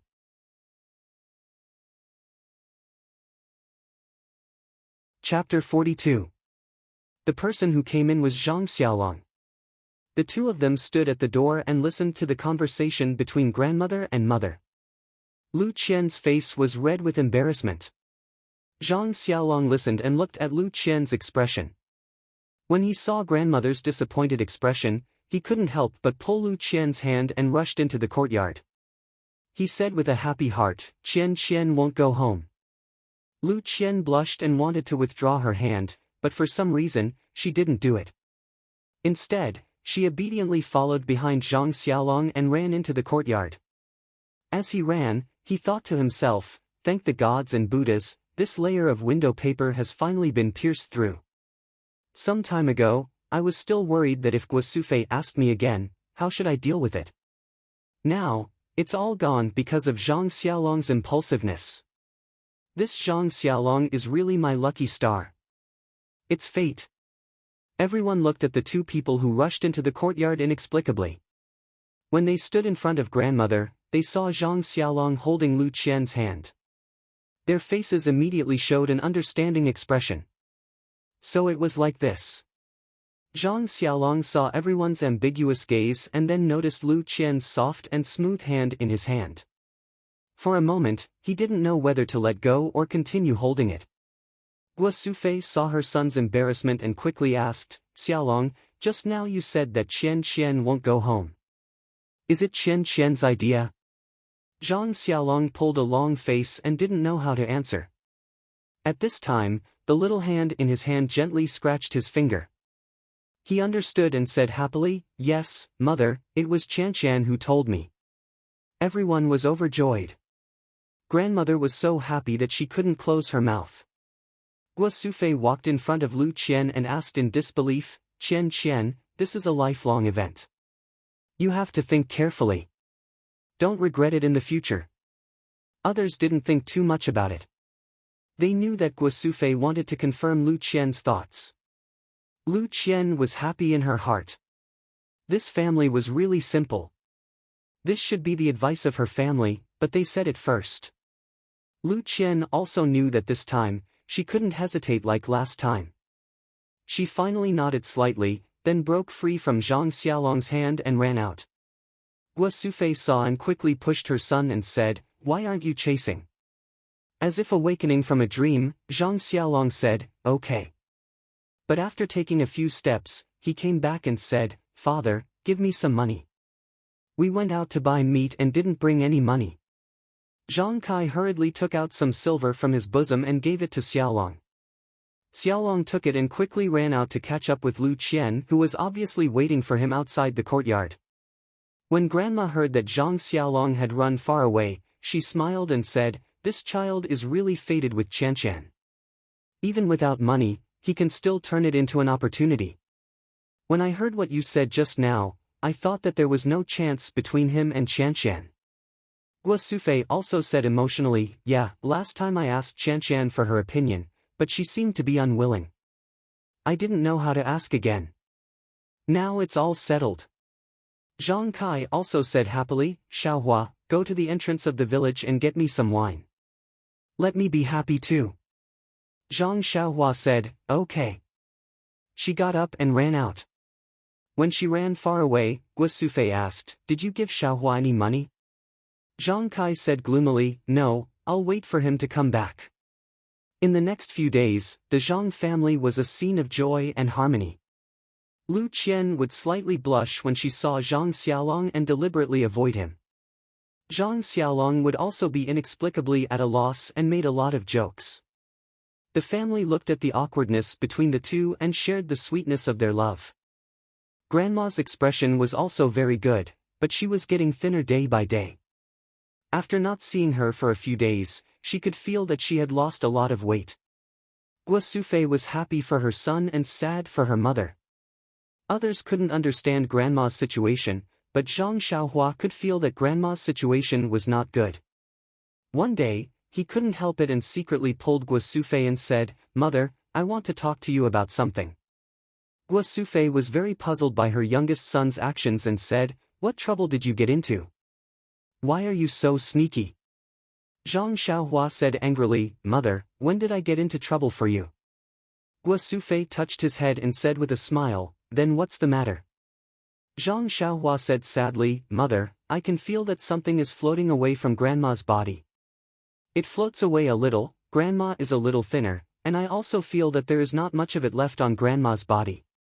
Guo Sufei said angrily, "You child, what nonsense are you talking about?"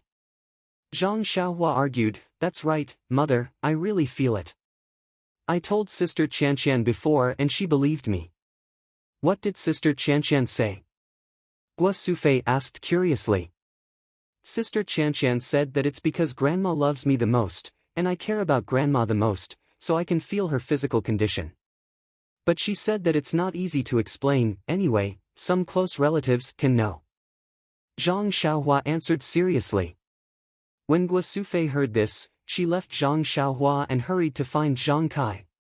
Zhang Xiaohua saw that his mother cared about what he said and was not like what he thought, so he was very happy and went to accompany Grandma. Guo Sufei saw Zhang Kai and told Zhang Xiaohua's words to Zhang Xiaohua. Zhang Kai thought for a moment and said, "I've heard of such things before. What Xiaohua said may be true. It seems that we have to make some preparations first." When Guo Sufei heard this, she could only nod sadly. However, she immediately asked Zhang Kai, "What about Qian and Xiaolong's matter?" "Firstly, Mother wants to see Xiaolong get married. Secondly, if Mother really goes, then Xiaolong and Qian's matter will have to be pushed back. I don't know what will happen." Zhang Kai said, "Why don't we go to Lu Qian's house to propose marriage in a few days? It's best if we can do it before Mother leaves. If not, we can settle this matter first." Guo Sufei also nodded and said, "Then I'll ask Qian's opinion first." That night, Guo Sufei told Lu Qian about the marriage proposal. She thought that Lu Qian would refuse like last time, but unexpectedly, although Lu Qian was very shy under the light, she still nodded without hesitation. This made Guo Sufei feel very gratified. She was a good child who could pick up and let go. Knowing that Grandma wanted to see her and Xiaolong's happiness, she no longer had any scruples and made a wise choice. This also made Guo Sufei firmly believe that the daughter-in-law that her whole family fancied was really the best daughter-in-law in the world. The next day, Zhang Kai prepared a gift and took Zhang Xiaohua to Lu Qian's house in Bali Gully to discuss the engagement. Zhang Xiaohua was also very happy. She missed Butcher Lu's streaky pork very much. Bali Gully was some distance away from Guizhuang House. Zhang Kai and Zhang Xiaohua hurried. When they arrived at the village entrance, it was already late in the morning. Zhang Kai's body was really a bit tired after his illness. He sat on a big stone at the village entrance to rest. Zhang Xiaohua was as if nothing had happened. Even her breathing did not change. This made Zhang Kai envious of the young person's body. In fact, the last time Zhang Xiaohua came, she was also panting. Compared to Zhang Kai, she was much better. However, she definitely did not feel that she was not tired at all. After Zhang Kai rested, the two of them got up again. Under Zhang Xiaohua's lead, the two of them came to Mr. Lu's house. Mr. Lu's house was still the same. The door was also open. However, Zhang Xiaohua shouted for a long time, but no one answered. Zhang Xiaohua thought that there was no one in the house. So, she went in with Zhang Kai with the gift. Walking into the courtyard, Zhang Kai saw the picturesque flowers and plants in the courtyard. Although spring had not arrived and there were no flowers blooming, he could still see the exquisiteness of the courtyard and the owner's elegant taste. He could not help but sigh. Only such an environment could raise such an outstanding child like Lu Qian. Of course, he also had expectations in his heart. If his small courtyard could also be like this, he would be satisfied in this life when he was old and could retire in such an environment. While Zhang Kai was looking at the small courtyard, Zhang Xiaohua's eyes went to the side room next to the courtyard. Zhang Xiaohua's logic was very simple. Since the courtyard door was not locked, then he must be at home. And after shouting for a long time and no one answered, then he must be busy with something. What could a scholar be busy with? It was nothing more than writing and drawing. Lu Qian said that there was a study room next to the central room. Perhaps Mr. Lu was in the study room. Sure enough, in the side room on the right, she saw a familiar back. It was Mr. Lu. His back was facing the door and he was writing something on the table. Zhang Xiaohua pulled her father who was walking towards the central room and pointed at Mr. Lu's back. Only then did Zhang Kai stop. Turning around, he followed Zhang Xiaohua to the door of the study room. Zhang Xiaohua was about to walk in, but she was stopped by her father. Zhang Kai gestured for her to be quiet and then stopped. Zhang Xiaohua knew what her father meant. He was afraid of disturbing Mr. Lu, so she quietly stood beside her father. The father and son stood at the door of the study room and waited for a while. Mr. Lu was still doing his own thing and had no intention of stopping. Zhang Xiaohua felt a bit bored and was about to say something to her father when she suddenly heard footsteps coming from the courtyard door. The two turned around to see that it was Lu Qian's brother, Lu Kai, who had returned. Lu Kai entered the house and saw two people standing in the courtyard. After careful identification, he discovered that it was Zhang Kai and his son. A smile appeared on his face as he hurried forward to greet them. Looking at his father who was busy in the study room, he said to Zhang Kai and Lu Qian with embarrassment, "My father is like this. When he is busy with his own things, he throws all of the surrounding matters to the back of his mind. When he is done, he will naturally come out.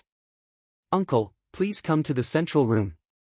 He then took the gift and politely led Zhang Kai and Lu Qian to the central room and poured tea for them. Zhang Kai and Zhang Xiaohua had walked for almost the entire morning and were really thirsty.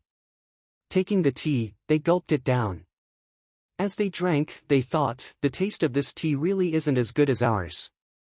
Lu Kai saw that the two had finished drinking tea and rested for a bit before asking, "Uncle, why did you suddenly come to our house today? Didn't Qianqian come back with you? Is she all right?" Zhang Kai hurriedly said, "Qianqian didn't come back with us today. She is fine at our house. I'm here today to discuss something with Mr. Lu."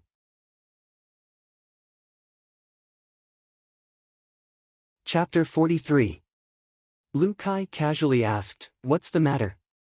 Zhang Kai smiled and said, "I'll tell Mr. Lu later." Lu Kai also smiled and nodded. He then asked Zhang Kai about Lu Qian and Zhang Kai answered one by one. Zhang Xiaohua also called him Brother Lu and said a lot of good things about Lu Qian. Lu Kai listened with a smile. Lu Kai sat with Zhang Kai for a while. Seeing that it was getting late, he said to Zhang Kai, "Uncle and Xiaohua, please sit here for a while. I don't know when my father will be done. I have to go to Uncle's place to say hello. It's better to go to his place for lunch." Zhang Kai waved his hand and said, "Nephew, you don't have to be so polite. Just eat whatever you want." Lu Kai stood up and said, "That won't do. It's not easy for Uncle to come here. We have to be the hosts. I remember that Xiaohua likes to eat red braised pork.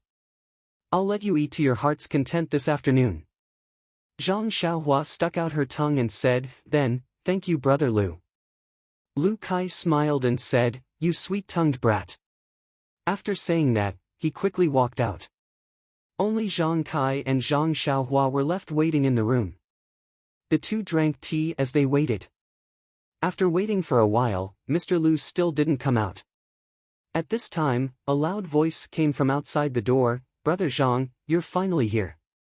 Zhang Kai and Zhang Xiaohua both smiled. It must be Butcher Lu. Zhang Kai and Zhang Xiaohua quickly stood up. Just as they walked to the door, they bumped into Butcher Lu who was walking briskly towards them. Butcher Lu affectionately held Zhang Kai's hand and said, "Brother Zhang, I haven't seen you for a few days. I really missed you. Is your leg okay?" It looks like it's healed." Zhang Kai also smiled and said, "That's right. Thanks to younger brother, my injury has already healed. As a matter of fact, my leg didn't hurt too much when I walked from the Guizhuang house to here this morning." Butcher Lu said, "Heaven helps the worthy. Brother Zhang is an honest man, he will definitely be rewarded." "Oh right, how are your two sons' injuries?" Zhang Kai said, "Little Tiger's injuries are all healed, and Little Dragon is almost there." Butcher Lu said, "That's great. It's going to be spring plowing soon, so we won't have to worry about the family anymore. Let's go inside and talk." Only then did everyone return to their seats. Just as they sat down, before Butcher Lu could even take a sip of water, Mr. Lu also entered the room. Zhang Kai and Zhang Xiaohua hurriedly stood up again and went forward to greet him. Mr. Lu returned the greeting and invited them to sit down. Mr. Lu said apologetically, "Brother Zhang, you've been here for half a day. I was in the middle of painting, so it was rude of me not to welcome you." Zhang Kai hurriedly said, "It's okay, younger brother was busy with work. We'll just wait in the room. Besides, there's still Lu Kai. He was chatting with us and just left." "Younger brother, are you done with your painting?" Mr. Lu glanced at Butcher Lu and said, "Almost." This fellow's loud voice interrupted my train of thought. "Let's continue in the afternoon." Butcher Lu said innocently, "I didn't know you were painting. Besides, I was born with a loud voice. If I didn't wake you up, you would have left Brother Zhang hanging here." Mr. Lu said, "You're always right. I won't talk about you anymore." Then he said to Zhang Kai, "I also have this problem. When I'm writing or painting, I forget about the things around me. It's been like this for a long time, and it can't be changed.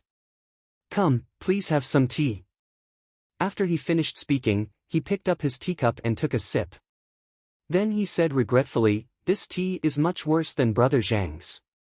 I really miss the tea I drank last time." Zhang Kai smiled and said, "Then younger brother Lu should go to the Guizhuang house more often. Otherwise, you can move in there and drink it every day." Mr. Lu smiled and said, "Many things are easier said than done." The few of them sat and chatted for a while. After asking each other about the situation, Mr. Lu asked, "Brother Zhang, why did you come to Bali Valley this time?" Zhang Kai said, "Younger brother Lu, I came this time because I have something very important to discuss with you." Mr. Lu nodded and said, "Elder brother, tell me about it. Zhang Kai continued, Qian has stayed in our house for so long.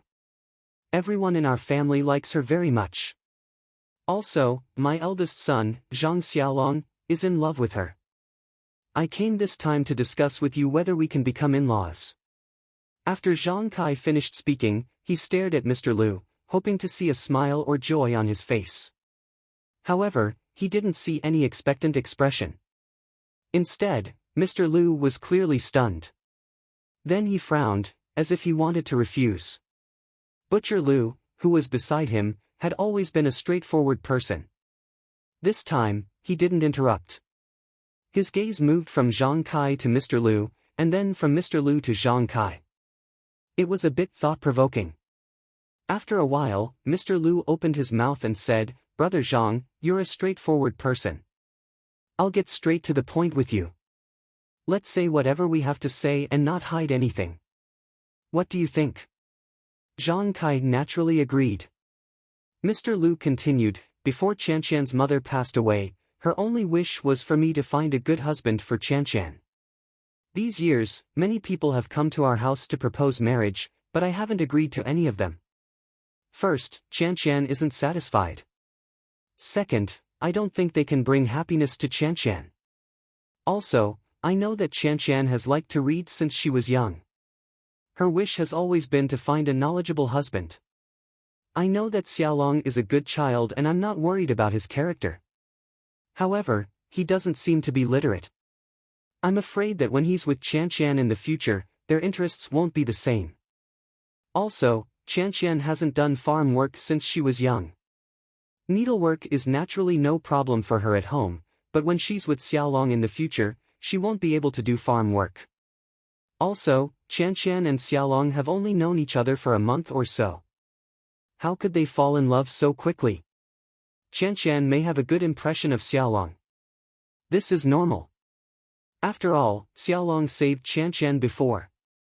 If Qian wants to marry him because of this, it's too childish. When Zhang Kai heard these words, the expression on his face was a bit awkward. He thought that based on his previous experience of dealing with Mr. Lu, he felt that he was a very easy person to talk to. Moreover, he seemed to admire Xiaolong very much.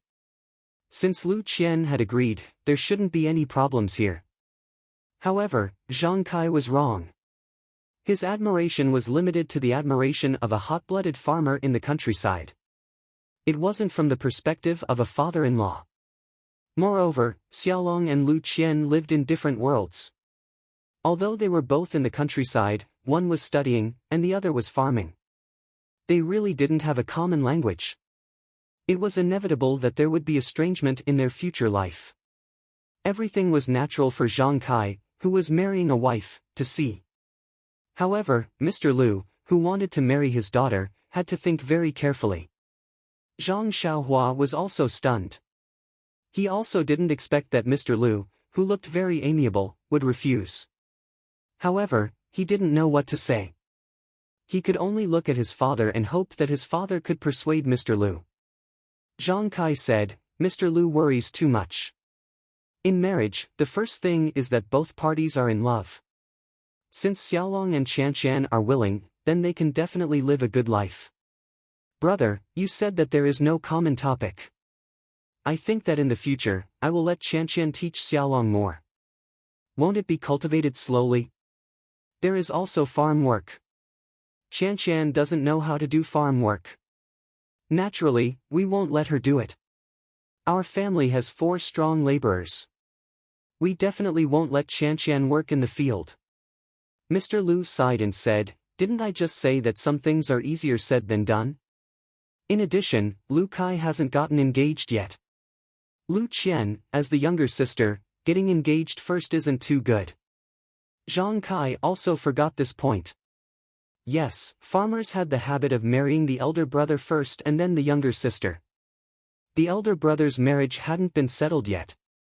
As the younger sister, she naturally didn't have the qualifications to consider it. Zhang Kai was also a bit speechless. At this time, Lu Kai returned. He didn't notice the awkward atmosphere in the room. He said to Mr. Lu and Butcher Lu, Father, second uncle, the food is ready. Please invite Uncle Zhang and Xiaohua over to eat. Mr. Lu looked at Zhang Kai and said with a smile, Brother Zhang, let's go. Let's put this matter aside for now. You and I will think about it again. Let's go eat first. Butcher Lu also pulled Zhang Xiaohua's hand and said, let's go. Let's not talk about this anymore. Eating is most important. Does Xiaohua want to eat red braised pork? Butcher Lu's wine and food were naturally more sumptuous than Zhang Kai's, but Zhang Kai didn't have a good appetite. In the face of Mr. Lu and Butcher Lu's attentive hospitality, he didn't eat too much. Only Zhang Xiaohua ate the most. Firstly, he was still growing and had a good appetite. Secondly, in his opinion, his elder brother and sister Qian were very compatible. The two of them would definitely be very happy together. He firmly believed that this marriage would definitely happen. Therefore, he was only a bit depressed about Mr. Lu's rejection just now. Now that he had put it aside, he didn't have the same worries as his father. As for the table full of food, of course he would let go of his cheeks and eat as much as he could. Seeing that he was eating so happily, Butcher Lu's wife and Lu Yeye were also smiling like flowers. They kept putting delicious food into his bowl and urged him to eat more. Although Zhang Kai didn't have an appetite, seeing his son eating so happily, he was also slightly happy. Mr. Lu beside him would chat with him from time to time. Butcher Lu also frequently raised his cup to him. Lu Kai had already asked his father in private earlier and knew the reason for Zhang Kai's unhappiness. Therefore, he didn't say much at the table and only ate by himself. The meal was quickly finished. Everyone rested at Butcher Lu's house for a while. Zhang Kai and Zhang Xiaohua bid farewell to everyone. Mr. Lu wanted to ask them to stay for a while longer, but seeing that it was already late and that they still had a long way to go, he didn't force them to stay. The group of people sent Zhang Kai and Lu Yeye to the village entrance before turning around to leave. At this time, Butcher Lu's family members also knew the purpose of the Zhang family's visit. Lu Yeye said to Mr. Lu, Uncle Zhang is right. My elder sister really likes Zhang Xiaolong. She even mentioned it the last time I went over. Mr. Lu sighed and said, a grown girl can't be kept at home. But this matter of living life isn't something that can be solved with just feelings.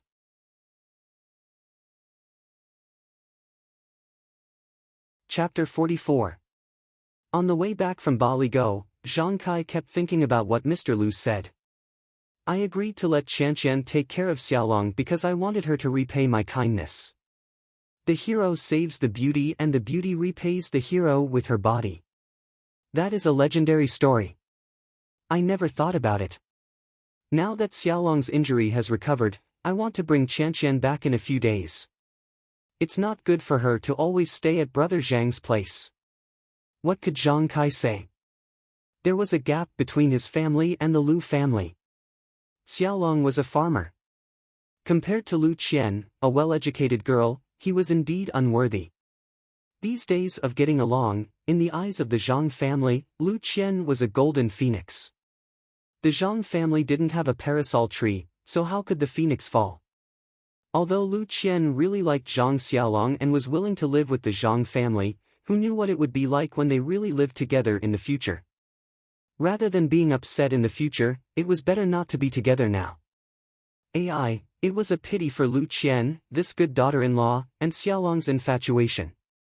Zhang Kai sighed as he walked. He sighed all the way to the Guizhuang house. His brows didn't loosen.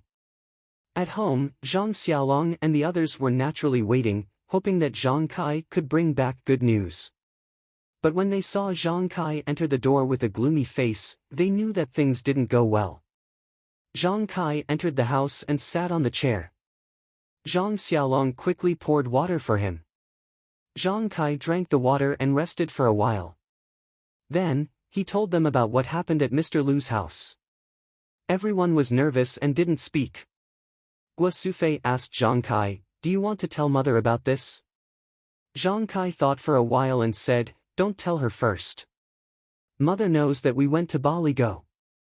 If there is good news, she will be the first to tell. Since we don't tell her, she must know that it's not good news. Oh right, where's Lu Qian? Guo Sufei pointed to the inner room and said, when she saw you come back, this child was shy and hid first. I'll call her out now and tell her what her father said. Let her pack her things first. Zhang Xiaolong said from the side, Mother, I'll go call her. I don't think Qian will go back. There's no need to pack her things first. Guo Sufei looked lovingly at Zhang Xiaolong, who was in love, and said, okay, you go. Maybe Qian can persuade her father. Not long after, Lu Qian followed Zhang Xiaolong out of the room. Her face was a little pale. She looked at everyone and didn't say anything. She quietly sat down on a chair in the corner. Everyone also sat down and looked at Lu Qian quietly. Actually, in Lu Qian's heart, she was racking her brains and could not understand what her father meant. Ever since she was young, her father had always followed her wishes and had never gone against her wishes. She had the final say in the matter of transferring her husband. In the past, there were countless people who came to propose marriage, but her father had never expressed his opinion. However, based on her own likes and dislikes, this was indeed strange. She had decided, but her father wanted to oppose it. Could it be that he was afraid that Uncle Zhang would cheat him? However, it shouldn't be. Could it be that he really wanted her brother to get married first and then consider her? Thinking of this, Lu Qian was also troubled. Lu Kai's vision was surprisingly high. He didn't even like the girls in the nearby villages.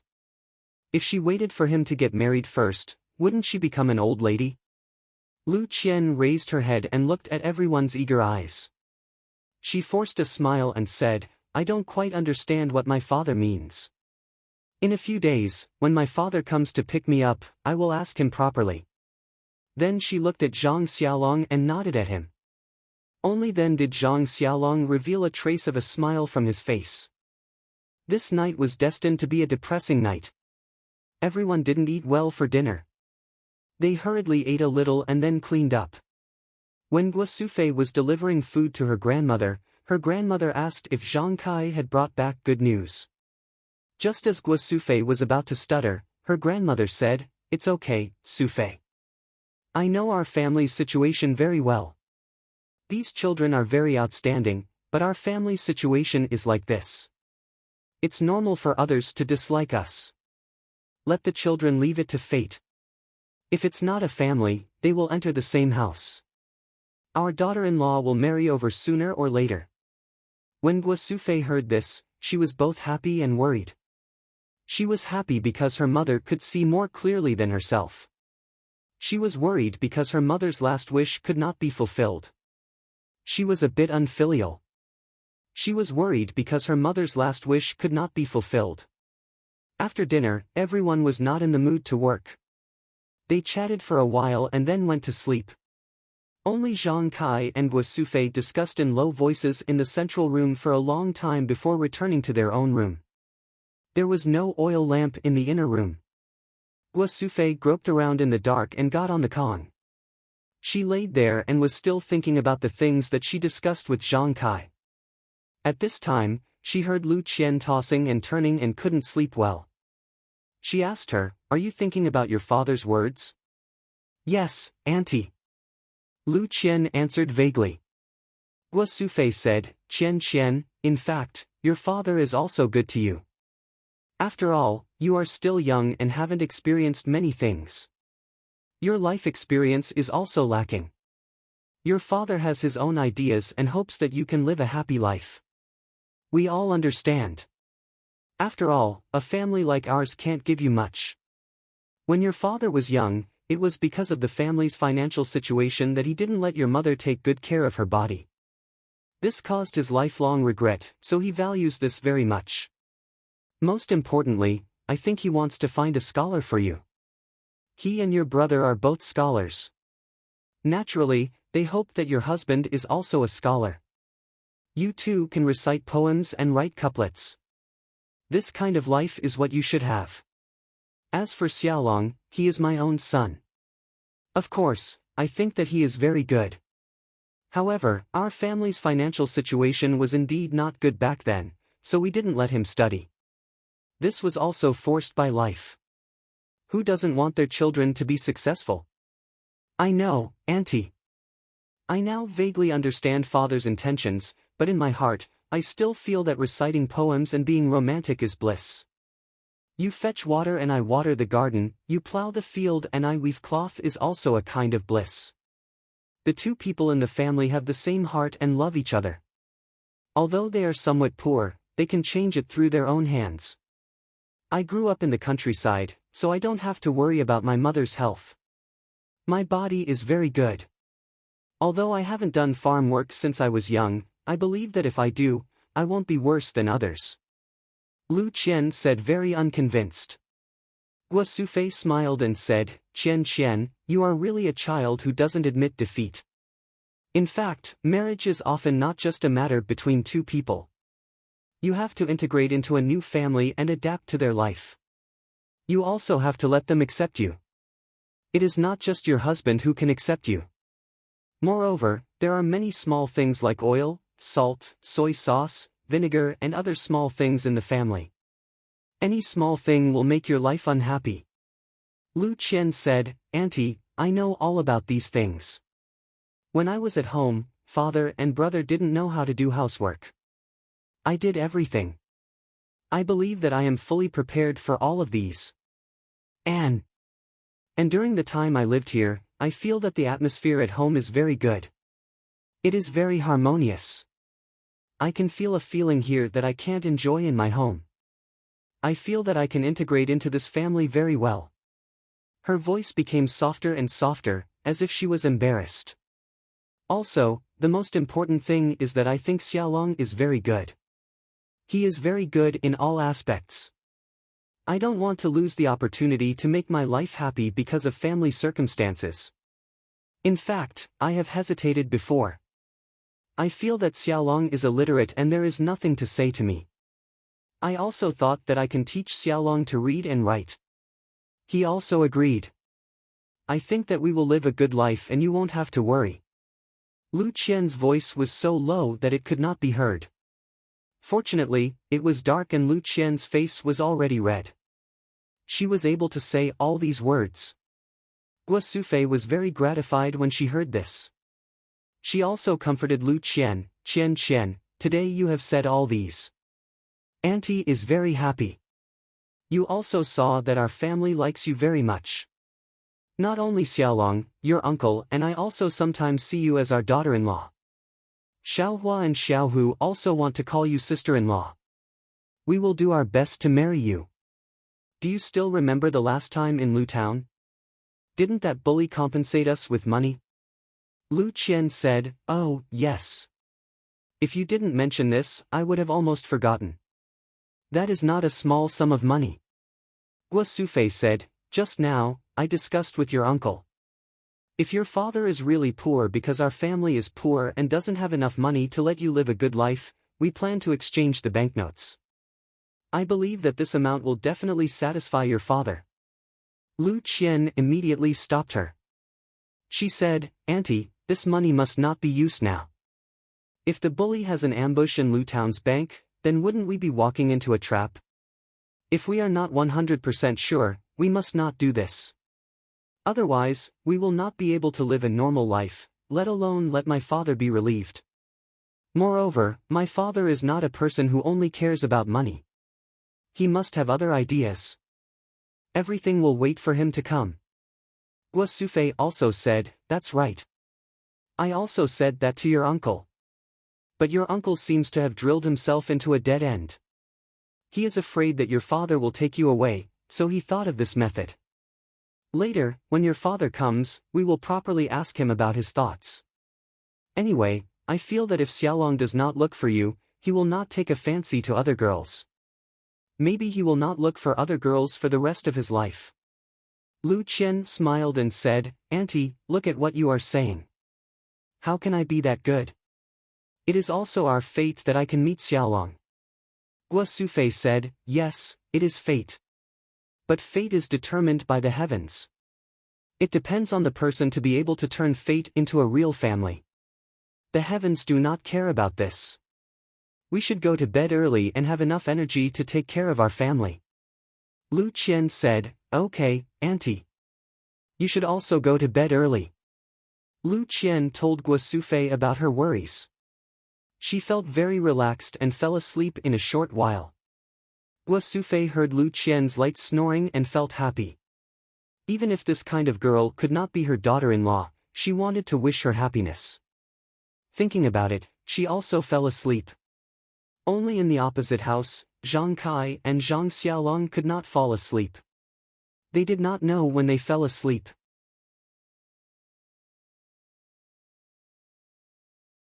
Chapter 45. The next morning, the sun still rose. The Zhang family was preparing for the spring plowing. Zhang Xiaolong was obviously absent-minded. He looked at Lu Qian from time to time, but Lu Qian acted as if nothing had happened. Lu Qian's calmness made Zhang Xiaolong's heart more and more uneasy. He finally found a chance to pull Lu Qian to the side and asked her softly, "What do you plan to do?" Lu Qian also had some intention of teasing him. She smiled and said, "What do you mean?" Zhang Xiaolong was a little unhappy and said, "Your father is coming to pick you up. Are you preparing to go home?" Lu Qian said, "Yes, my father is coming to pick me up. Naturally, I want to go back to my own home." Zhang Xiaolong's face was a little pale and said, "I knew it. The words you said before were all to comfort me so that my injuries would heal sooner. Now that my injuries are healed, you won't lie to me anymore. You want to go back to your stable home. Our small courtyard probably doesn't have anything to attract you." Lu Qian saw that Zhang Xiaolong was really taking it seriously. She quickly put away her teasing expression and said, "Xiaolong, look at what you're saying. Do you think that what I said before was to comfort you?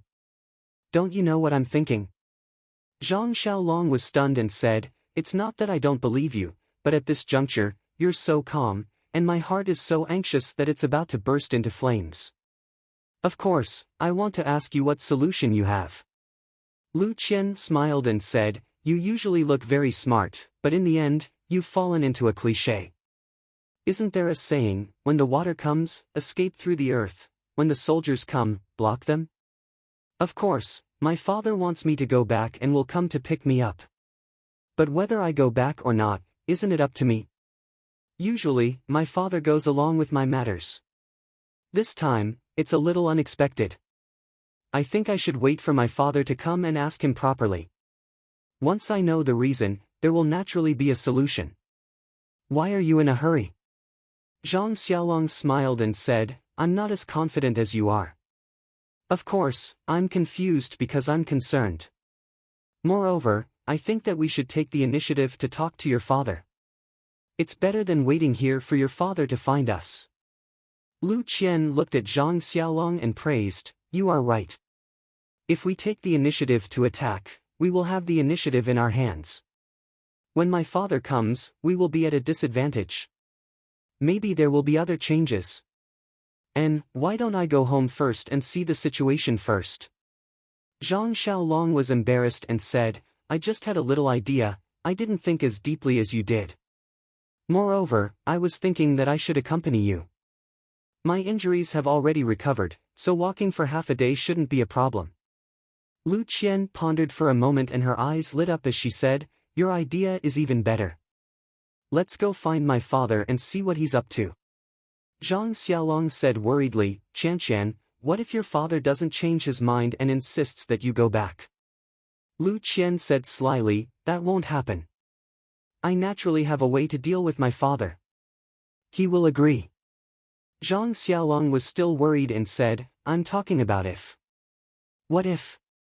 Lu Qian said seriously, "Brother Xiaolong, you must know my thoughts.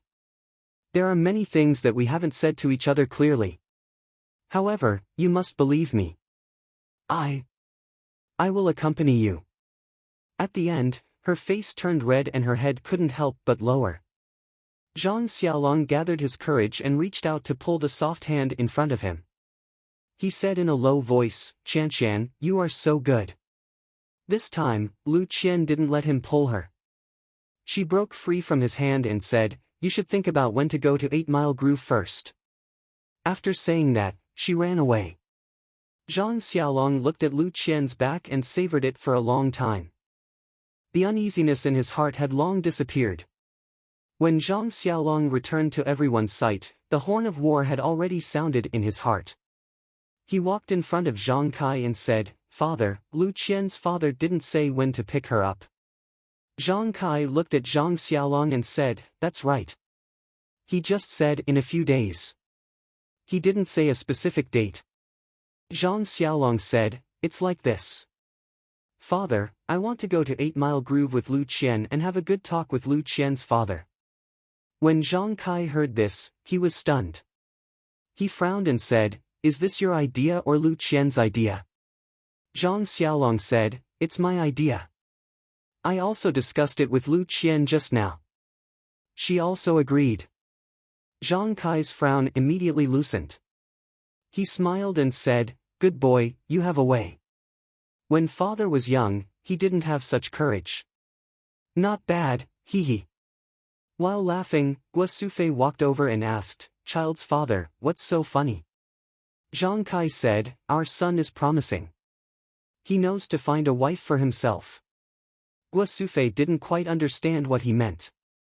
Zhang Kai told Guo Sufei what Zhang Xiaolong said to him just now.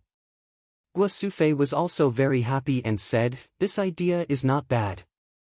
When do you and Qianqian plan to go?" Zhang Xiaolong said, "Mother, didn't Mr. Lu say that he will be here soon? I think we should hurry before he comes. I think we should go now."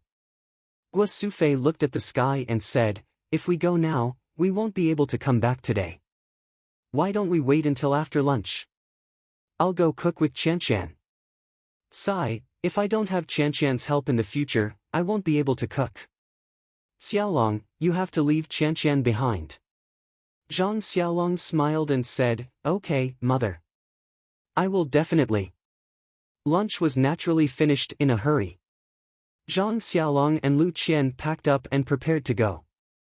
At this time, Zhang Xiaohu said, "Big brother, it doesn't seem safe for the two of you to go out. Why don't I go with you?" Moreover, Zhang Kai also said, "Xiaolong, you should also bring something. It's not good to go empty-handed." Zhang Xiaolong said, "I know, father. When we reach the village entrance, I'll go buy some." When Lu Qian heard that Zhang Xiaohu wanted to go, her eyes lit up.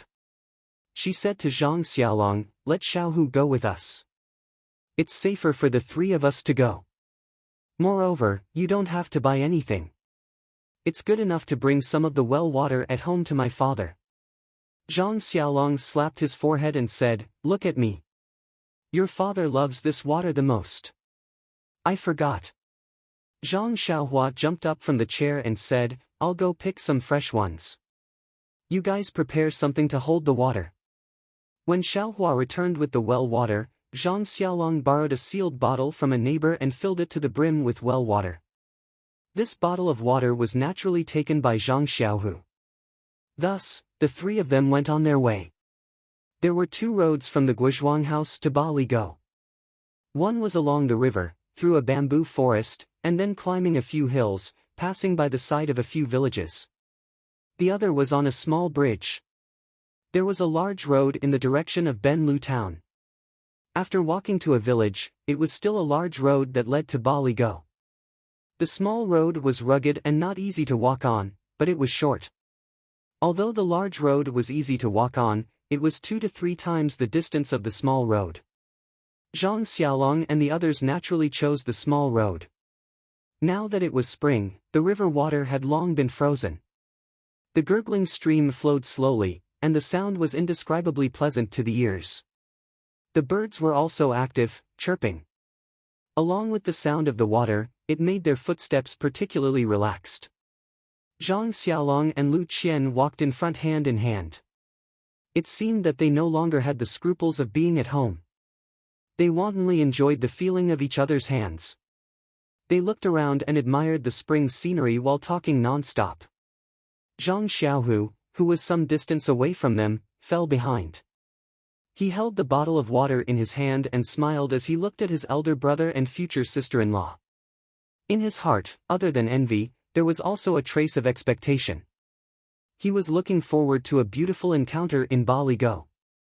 Zhang Xiaolong's heart was smeared with honey. He hoped that this long journey would never end, so that he could enjoy the happiness of this afternoon forever. He had never felt that walking was such a happy thing, nor had he felt that the mountain scenery that he had been tired of looking at on weekdays was so beautiful. He had never thought that Lu Qian's words were better than the sound of the river and the birds. He had never thought that Bali Go was so close to him from the Guozhuang house.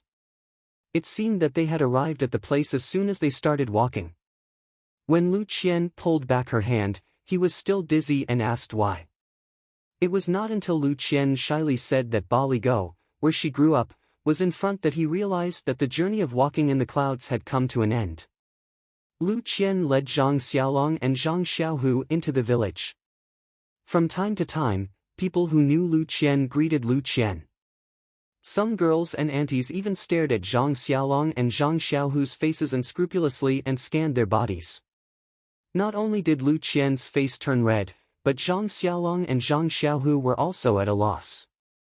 After all, they did not ask who Zhang Xiaolong and Zhang Xiaohu were.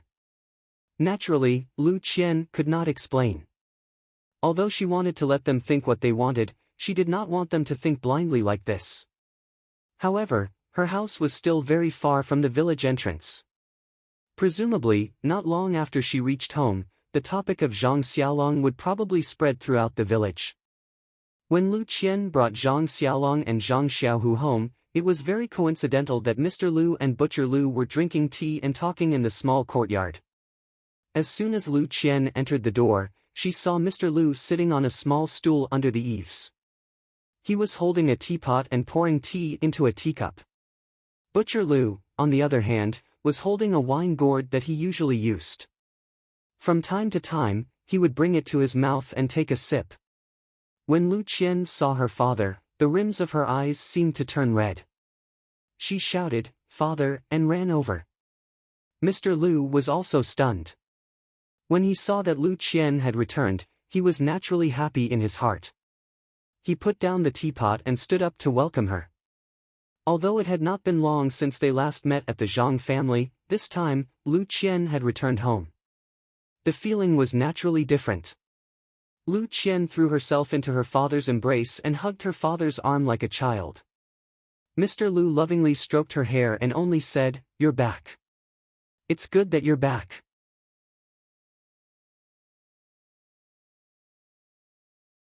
Chapter 46. The splint on Zhang Xiaolong's arm had already been removed, but it was still secured with a belt and other things. He placed it in front of his chest, while his other hand hung naturally by his side. He stood not far behind Lu Qian, watching the touching scene of Mr. Lu and his daughter reuniting. His relationship with his father and mother was very good, but he had never experienced separation, so he naturally didn't know how it felt. Now that he saw his beloved act like this, he felt gratified for her and knew that his decision this time was probably the right one. Zhang Xiaohu stood beside Zhang Xiaolong, still holding the bottle of water in his hand, but his eyes were looking around the courtyard, as if he was looking for someone. Mr. Lu lovingly stroked his daughter's hair, and his eyes also looked over Lu Qian's head towards Zhang Xiaolong and Zhang Xiaohu. He smiled and nodded at them, and his hand also moved away from his daughter's head, waving slightly at them to express his apology. Zhang Xiaolong and Zhang Xiaohu naturally also nodded in acknowledgement, and waited at the side. When Butcher Lu saw that Lu Qian had returned and Mr. Lu had gone up to greet her, he didn't get up and continued to drink his little wine. When he finished his wine, he saw the two brothers standing at the door, so he stood up and said with a smile, "I was wondering who sent Qian back, so it's our two great heroes. Come in quickly, have a few drinks with uncle." Zhang Xiaolong and Zhang Xiaohu smiled and walked towards the square table under the eaves. Lu Qian, who was being intimate with her father, heard the two words drink and raised her head, saying to Butcher Lu, "Second uncle, Xiaolong's injuries haven't completely healed, so he can't drink for the time being. If you want to drink, look for Xiaohu." Butcher Lu said loudly, "You little girl, now you're siding with an outsider."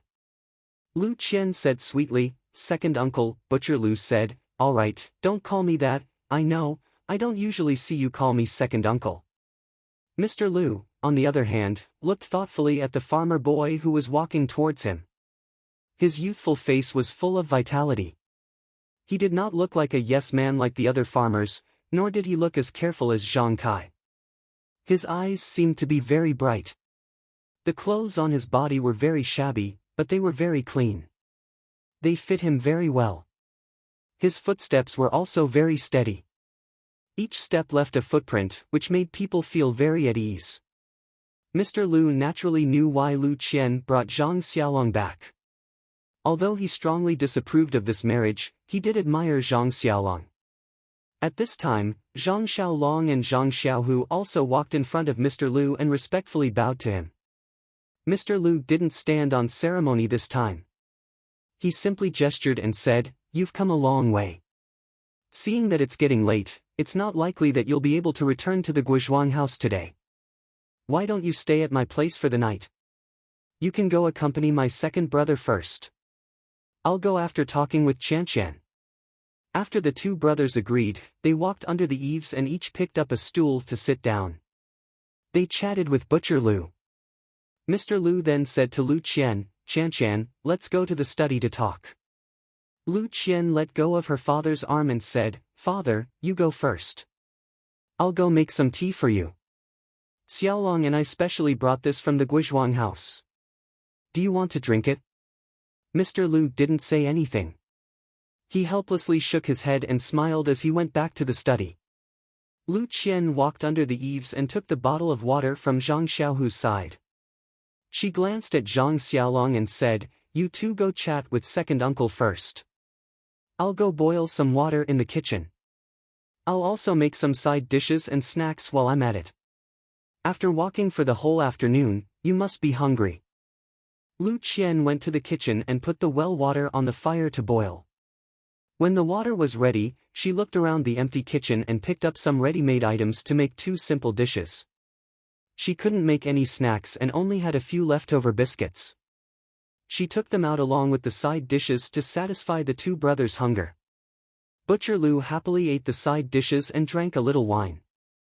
He even poured a cup for Zhang Xiaohu from time to time. He really didn't drag Zhang Xiaolong to drink. Not long after, the water boiled. Lu Qian carefully brewed the tea and carried the tea set and water to the study. Before entering the study, she turned around to look at Zhang Xiaolong. The two of them looked at each other and Lu Qian nodded. Her eyes were full of certainty before she turned around and walked into the study. In the study, Mr. Lu was absent-mindedly reading a light book. When he saw Lu Qian walk in, he put the book down and sniffled, saying, "The water in the Guizhuang house is really different from the rest. The tea is so fragrant. It's rare." Lu Qian placed the teacup in front of her father. She watched as her father sniffed the tea fragrance and tasted the tea sip by sip. He then closed his eyes to savor the taste and didn't open his mouth to speak. After Mr. Lu drank for a while, she said, "Father, how's the tea?" Mr. Lu said, This tea is naturally much better than what I usually drink. However, it's still not as mellow as the one I drank at the Guizhuang house last time. It's probably because it's been stored for too long. It's not as good as fresh water." After that, Lu Qian didn't ask any more questions. Mr. Lu only focused on tasting the tea and didn't open his mouth to speak. The two of them sat across from each other for a while. Mr. Lu thought for a while and smiled, opening his mouth first. Qian, this time you came back in a hurry. Is there something you want to tell your father?" Lu Qian blushed and said, "Father, you're asking the obvious. If I didn't come back, wouldn't you be coming to pick me up in a few days?" Mr. Lu sighed and placed the teacup on the table, saying, "Qian, ever since you were young, your father has always let you have your way. I haven't interfered much with you.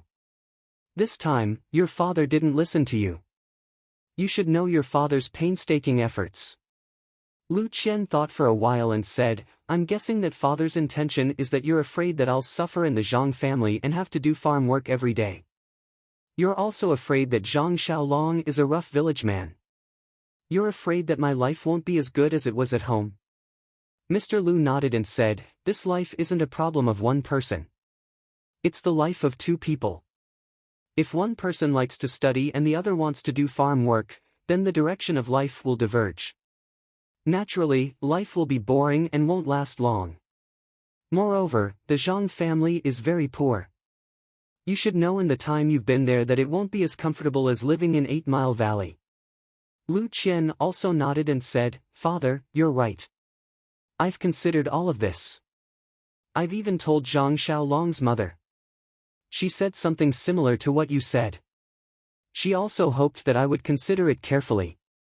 Mr. Lu asked curiously, she really said that? Lu Qian said, of course. I didn't think that auntie, a village woman who doesn't know many words, would be so reasonable. Mr. Lu sighed and said, that's really rare. No wonder she could raise such a magnanimous child. Following that, Mr. Lu said, actually, you can't understand all of this.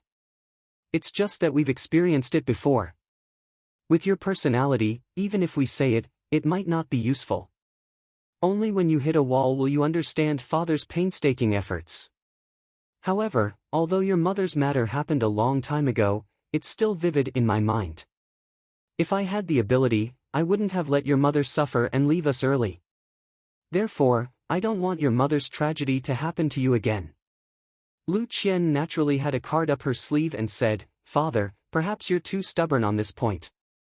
If you had the ability, would you still be the current you? Can Nyangqin be happy with you? If she wasn't happy, then what's the value of living for a lifetime? But mother respects you, loves you, and has only been with you for a short 10 years. However, the happiness that she has is something that others can't get in their lifetime. Tell me, which is her choice? Lu Qian continued, Father, actually, I've always thought that life's fate has already been arranged. Whether you're sad or happy, it's all a kind of life. A person's life is a kind of trajectory. When all sorts of trajectories are intertwined together, it's the whole life. Mother's trajectory is destined to involve you, and your trajectory is also destined to lead you and mother's happiness. You've always blamed mother's death on your ability, saying that you couldn't take good care of her. In fact, that's not the case. From the moment mother met you, our family's life had already been created. Mother's happiness and ending was already predetermined. Any change would be futile. If father was obsessed with politics back then, you would naturally have neglected mother. Mother wouldn't have left us early, but would she have lived happily? Seeing Mr. Lu fall into deep thought, Lu Qian continued, actually, I've always been thinking about my meeting with Zhang Xiaolong. I've told you before that from the moment I met Zhang Xiaolong in the textile shop, our trajectories have been intertwined. I'm sure father knows about the things that happened during that time. There's no need for me to go into detail. I can only use the word fate to describe my relationship with Zhang Xiaolong. Also, there's a very important thing that father doesn't know about. Mr. Lu was stunned and said, what is it? Lu Qian said mysteriously, Father, do you think that the water in this Guizhuang house is especially delicious? Mr. Lu said, yes, so what? Then, Lu Qian told Mr. Lu about her grandmother's illness and how she went to Lu Town to see a doctor. Mr. Lu was clearly shocked and asked, are you sure that this is the effect of the well water? Lu Qian said, of course. Just look at Zhang Xiaolong's arm and you'll know. Have you ever seen a broken arm heal so quickly in a short month? Also, the last time you came to see me, she said that my skin is much better than before. I can feel it myself now. Mr. Lu frowned and didn't ask any more questions. Lu Qian then continued, Father, think about it. This well water is a priceless treasure. Your body has always been very weak. Ever since mother passed away, you haven't been well. To be able to make you healthy has always been my wish. Now that we have this well water, living a long life is no longer an extravagant hope. This well water was dug out by the Zhang family and belongs to the Zhang family. Don't you think that this is a chance given to me and Xiaolong by the heavens? Also, Big Brother hasn't gotten married yet. I don't know if my future sister-in-law will be virtuous. If I move to the Zhang family and you move to the Guizhuang house, on one hand, I can serve father and on the other, father can enjoy the blessings of the heavens. Wouldn't it be the best of both worlds? Would it solve all the problems in my heart?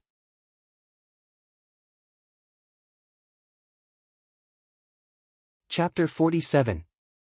Mr. Lu then said, Qian, whether or not father drinks this well water, whether or not his health is good, whether or not he can live a long life are all small problems.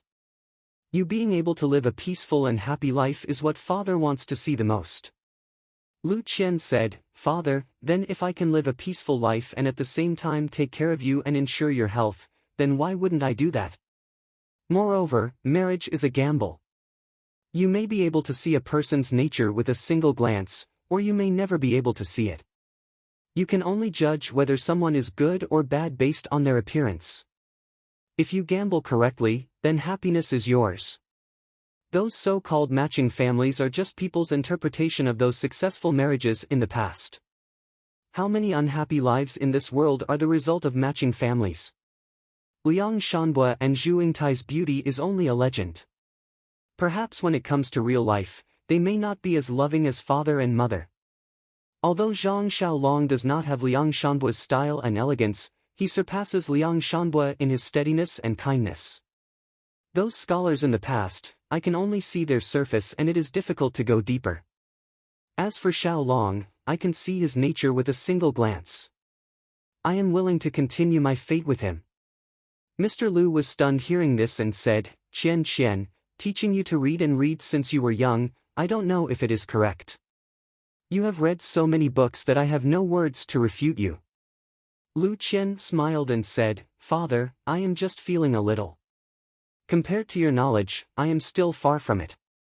Mr. Lu smiled and did not speak anymore. However, Lu Qian continued, Actually, there is one thing that moves my heart in the Zhang family. It is their family's harmony and the tolerance of the elders. Marriage is not only a world for two people, but it is also a process of integration with Xiaolong's family. During the time I was in the Zhang family, I received a lot of care from the two elders, including Xiaolong's grandmother. I feel that they are very reasonable and will always think of others first. Only this kind of family can let the younger generation obtain happiness and truly live a good life.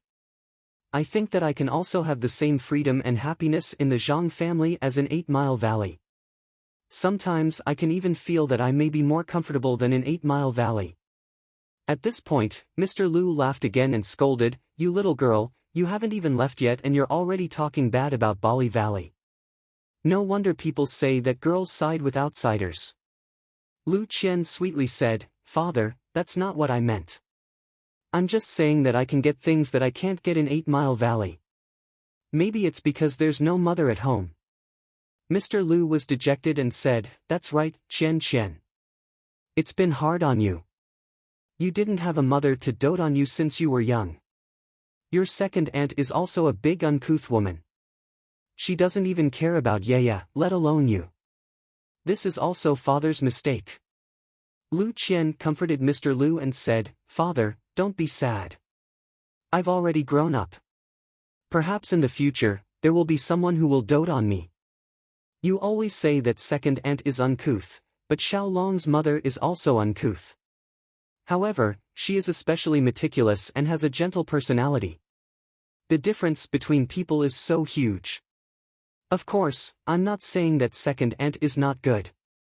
Isn't second uncle's family managed by second aunt? Maybe it's because I hit it off with Xiaolong's mother. Right now, I feel like a mother. Mr. Lu nodded and said, You've always been competitive. It's rare for someone to be so subdued by you. It seems like this is also one of the reasons why you chose Zhang Xiaolong. Lu Qian blushed and nodded. Mr. Lu let out a long sigh and said, This Zhang Xiaolong was able to meet you and save you. This can be considered a heavenly opportunity. This Zhang family was able to dig out immortal water from the well. This can be considered a geographical advantage. The Zhang family and you hit it off very well. This can be considered a harmonious relationship. Lu Qian happily said, Then, Father, does this mean that you agree? Mr. Lu smiled and said, you've already stayed in the Zhang family for more than a month.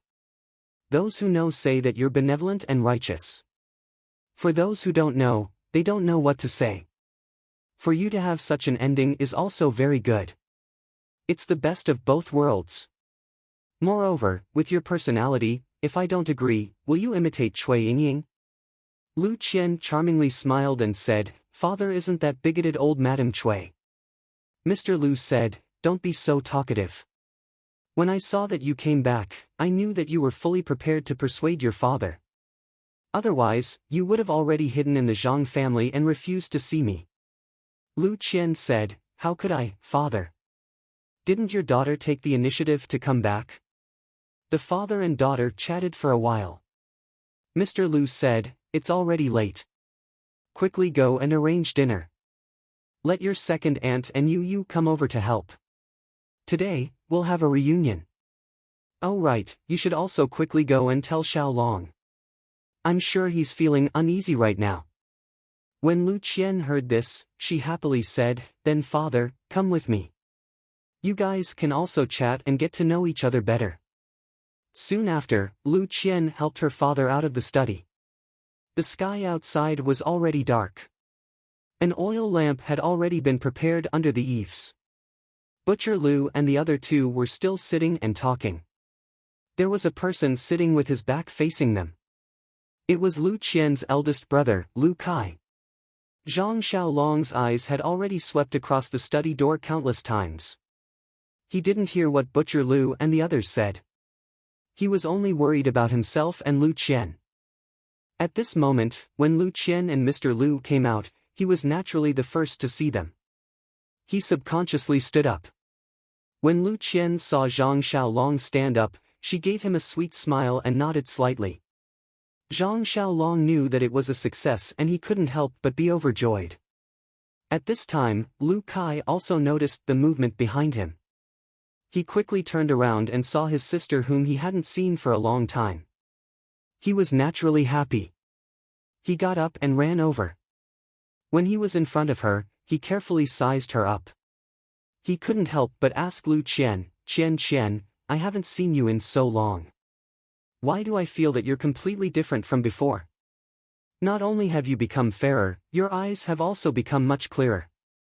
Your temperament has also become much more elegant. How is this caring for other people's injuries? When Lu Qian heard this, she happily looked at Mr. Lu. Mr. Lu also understood and nodded. Lu Qian said, how is that possible? Big brother, it's just that I haven't seen you in a long time. After a few days, you'll find that your sister is no different from before. Lu Kai suddenly understood and said, that makes sense. A scholar who has been away for 3 days will have a whole new level of respect. Perhaps this is the reason. Lu Qian skipped this topic and said, Big brother, how are we going to eat tonight? Lu Kai jumped up and said, I was talking to second uncle and Zhang Xiaohu just now and forgot about this matter. I'll go to second aunt's house to inform them. Lu Qian stopped him and said, Father wants us to eat at our house. It can be considered a reunion. I'll go to the village entrance to buy some things. You go to second aunt's house and see what they're cooking. Bring it together and ask them to come over and help. Lu Kai agreed and hurried off. Lu Qian wanted to go out to buy things and Zhang Xiaolong naturally wanted to go with her. However, he was stopped by Mr. Lu. He said, Xiaolong, don't go yet. Come with me to the study room. In the end, Zhang Xiaohu followed Lu Qian to the village entrance, leaving Butcher Lu to drink alone. This guy looked at the busy people and happily drank his wine. He felt that life was really colorful. Zhang Xiaolong was a bit nervous as he followed Mr. Lu into the study room. Lu Qian's eyes just now had already told him that she was satisfied with the result. This future father-in-law seemed to want to show off his power and give him some things. Although he was mentally prepared, he still felt that there was a small person in his heart that kept on pumping water. Mr. Lu entered the study room and had Zhang Xiaolong sit down. However, he did not sit down. He frowned and paced around the study room. After walking around 2 or 3 times, Mr. Lu opened his mouth and said, Xiaolong, you probably know my attitude. Zhang Xiaolong carefully said, yes. Mr. Lu continued, then, I won't say much. Actually, I called you over because I want to say something. Zhang Xiaolong respectfully said, please say it. This little nephew has already engraved it in his heart. Mr. Lu seemed to be very satisfied with Zhang Xiaolong's attitude. He smiled and said, Qian Qian grew up in Bali Gully. Although our family can't be said to be rich, Qian Qian has not suffered much since she was young. She knows very little about farm work. This is different from your family's living environment. In the future, you have to be more tolerant in this area. Zhang Xiaolong followed up and said, you don't have to worry about this. Our family's farmland is small to begin with. Xiaohua's plot of land is also on a hillside. There isn't much farm work. I can't guarantee that I won't let Qian Qian work in the fields. However, I will definitely do the most heavy work. Qian Qian can just do the side work. Mr. Lu said, you're telling the truth. You didn't say anything about not letting Qian Qian work. Actually, Qian Qian isn't a child who can't endure hardships. It's just that she wasn't allowed to work in the fields in the past. In the future, when you two live together, you just have to take good care of her. I don't expect you to give her a good life. I just want you two to be harmonious and sweet. Also, you haven't read too many books. In terms of knowledge and experience, there is a large gap between you and Qian Qian. This is your weakness. In the future, it will definitely have an impact on your life. I don't expect you to become a scholar or take third place. I only hope that you can recognize some words and read some good books. When you're together with Qian Qian, you can have common topics to talk about and communicate well. In addition, although acting courageously for a just cause isn't bad, in the future, you won't be alone. Your shoulders bear the safety of your entire family. Whenever you encounter injustice, you must first consider in your heart whether or not it's within your ability to deal with it. Otherwise, if you have regrets, it will be the sorrow of your entire family. Afterwards, Mr. Lu chattered on endlessly. Zhang Xiaolong could only nod his head in agreement. Although he didn't agree with some of the points, he also knew that this future father-in-law was doing it for his own good. He couldn't refute. Just like this, one spoke and one listened. The sky gradually darkened. It felt like he couldn't see anything.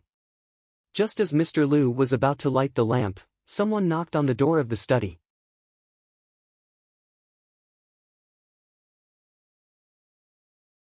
Chapter 48. When Mr. Lu opened the door, it was Lu Qian. Dinner was already prepared outside. Although tonight's dinner was rushed, it was still sumptuous. Most of the dishes were already prepared by Lu Yeye's family. Some of the dishes and desserts made by Lu Qian were also the icing on the cake. It made everyone who had not eaten her cooking for a long time very hungry. During the dinner, the guests and the host were very happy and chatted a lot. Butcher Lu and his family knew Mr. Lu's intention and were also very happy for Lu Qian. They also said a lot of words of blessings. It was just that they were not officially engaged with the Zhang family, so they were still very reserved when they spoke. Everyone was very happy. Only Zhang Xiaohu glanced at Lu Yeye from the corner of his eyes from time to time. Unfortunately, Lu Yeye's attention was not on him, making him inevitably disappointed. After dinner, they chatted for a while. Lu Qian, who had walked for the whole afternoon, was already yawning. Therefore, Lu Kai arranged for Zhang Xiaolong and his brother to rest for the night. Butcher Lu and his family also went home to rest. Early the next morning, Zhang Xiaolong and his brother were going to bid farewell and return to the Guizhuang house. Lu Qian considered that she had not been home for a long time and wanted to stay for a few more days. Moreover, Zhang Xiaolong was going back this time to discuss the engagement with his parents. She was too shy to follow, so she did not go back with him. Mr. Lu specially instructed Zhang Xiaolong to go back and explain his feelings to Zhang Kai. He did not want him to have a knot in his heart because of his previous rejection. He also asked Zhang Xiaolong to pick an auspicious day to settle the engagement. Zhang Xiaolong naturally agreed.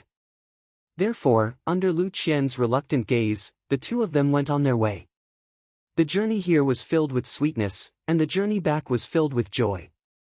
Returning to the Guozhuang house, from afar, one could see the Zhang family standing in the small courtyard through the low walls of the Zhang family.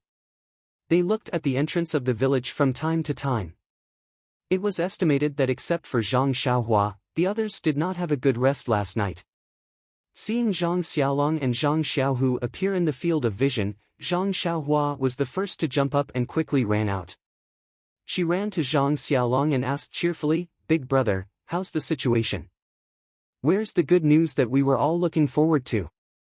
Why didn't Sister Qianqian come back? Is it?" Zhang Xiaohua didn't dare to continue asking. Before Zhang Xiaolong could open his mouth, Zhang Xiaohu snappily said, "Can't you see that big brother's face is like a peach blossom? He's so happy that he can't close his mouth. You should take the bottle in my hand first. I've been carrying it all the way." Zhang Xiaohua was happy. She didn't take the bottle in Zhang Xiaohu's hand. Instead, she turned and ran home to report to her parents. After receiving the good news, Zhang Kai and Guo Sufei were also very happy. They ran to the entrance of the courtyard to welcome their son. Zhang Xiaolong and Zhang Xiaohu were like heroes as they were escorted into the small courtyard of the Zhang family. After Zhang Xiaolong sat down on the chair, he took the water that Zhang Xiaohua handed over and drank a few mouthfuls. Then, he began to talk about the situation in 8 Mile Valley. Zhang Kai and Guo Sufei listened with joy. They were secretly relieved. When Zhang Xiaolong proudly said that Mr. Lu had apologized and asked the Zhang family to pick an auspicious day for the engagement, the two of them listened with mixed feelings. They were happy that they didn't misjudge Mr. Lu. Mr. Lu was still a good friend that they could have a deep relationship with. Of course, they would be in-laws in the future. He was a good in-law that they could rest assured. They were worried that there should be betrothal gifts for the engagement. With their family's situation, this was a problem. If they gave too little, their face didn't matter, but Mr. Lu's family's face would be affected. If they gave too much, they really couldn't afford it. It would add more difficulties to Zhang Xiaolong and Lu Qian's future life. However, these were all to be considered in the future. The key now was that they could celebrate a little. They had to set a date first. Guo Sufei also happily told this good news to her bedridden grandmother. Her grandmother was so happy that her face became ruddy. In the next few days, the Zhang family was immersed in joy. When spring returned to the earth, Zhang Xiaolong's spring had also arrived.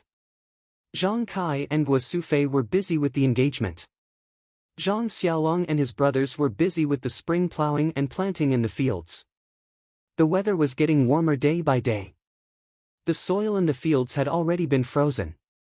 The warm spring breeze blew on their faces, reminding them that spring plowing was never too early. The custom of the engagement was also very simple. The father and mother of the man would bring various gifts and prepare the man's birth characters. They would go to the woman's house. The woman would accept the gifts and give the woman's birth characters to the man. Then, the engagement would be completed. Of course, the time of the marriage would be set at that time. Most of the time, they would come again to discuss the marriage in the future and set the time again. In fact, the betrothal gifts were just some gifts of various colors. However, people originally had a competitive mentality. The gifts were compared with each other. At this time, many people directly gave silver, sometimes it was also called iridescent gold. As a matter of fact, Zhang Kai and his wife were worried about iridescent gold. Zhang Kai thought that Lu Qian was a good daughter-in-law. He should give her more iridescent gold to show that the Zhang family had a precious daughter-in-law. Moreover, Mr. Lu would also have a lot of face. Guo Sufei thought that there should be something to show, but her family's conditions were limited. It couldn't be too precious. Otherwise, they wouldn't be able to live before they married her. Zhang Kai actually knew about this situation. He also thought so before, but when it came to the matter, he hesitated. After all, there were still a few hundred taels of silver banknotes hidden at home.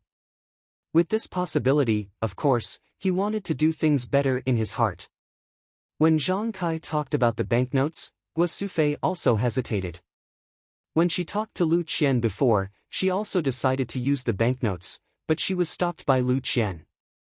At this time, since there were banknotes, why not use it? Moreover, more than a month had passed, and no one had come to make trouble at home.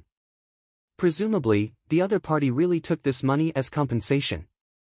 In this way, this money was her family's. Why not use it? The disagreement between the husband and wife seemed to disappear. They were both inclined to use this banknote.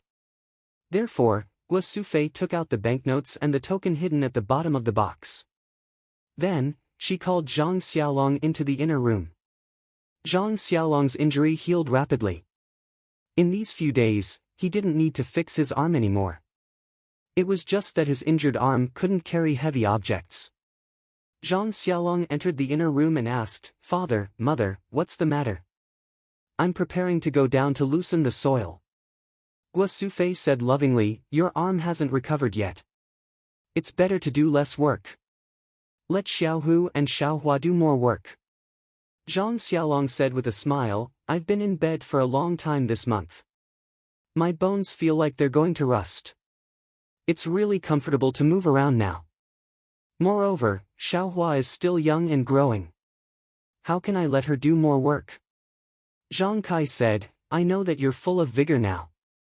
We don't intend to stop you, but the future is long. You have to pay more attention to your body." Zhang Xiaolong replied, "I know. Father, what's the matter? It can't be as simple as letting me rest." Guo Sufei said, "Oh, it's like this. Your father and I are preparing to go to Baligo in these few days to settle the marriage between you and Chen Chen. However, our family can't come up with a good betrothal gift. We plan to take out the banknotes from last time to exchange for some." After he finished speaking, he placed the two banknotes and the token in front of Zhang Xiaolong. He pointed at the token and said, "Take this thing with you. If something happens during the exchange, take this thing out. It might be useful." Zhang Xiaolong looked at his father and mother's eager faces and the banknotes and tokens in front of him. He sighed and didn't pick them up. He said, "Father, Mother, didn't we say that we won't use these banknotes again?"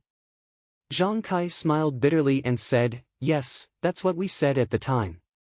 However, the situation is stronger than the person. If we don't come up with a good betrothal gift, won't Lu Qian's family lose face?" Zhang Xiaolong said, "Father, if we're talking about good or bad family background, there are many people in this area that are better than us. The number of people who went to the Lu family to propose marriage is even greater. How can we compare? Lu Qian was willing to marry into our family not because of our family background. The day before yesterday at the Lu family, Mr. Lu told me a lot. He is very clear about our family's situation and didn't mention anything about betrothal gifts. I think we don't have to puff ourselves up at our own cost." Guo Sufei said, "Xiaolong, they didn't mention it, but that doesn't mean they don't care. It's not strange to have too many gifts. We should be prepared." Zhang Xiaolong said, "No, Mother. I can't ruin the family just because I want to marry a wife. These banknotes are a disaster. We must not use them." Guo Sufei said, "Your father and I have also discussed this. They haven't come to our door for so long. It should be fine. Moreover, we have this token. They may not dare to do anything to us."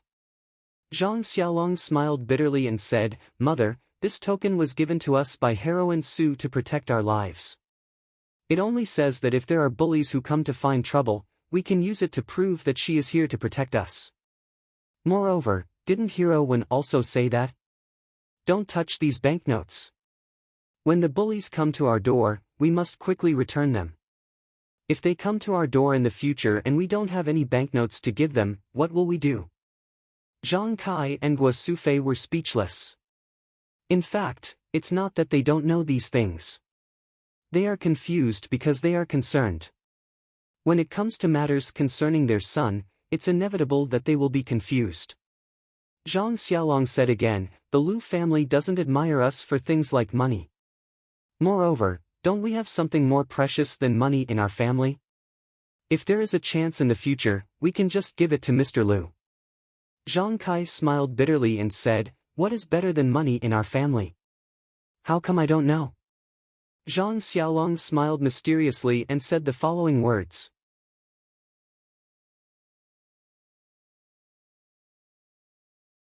Chapter 49.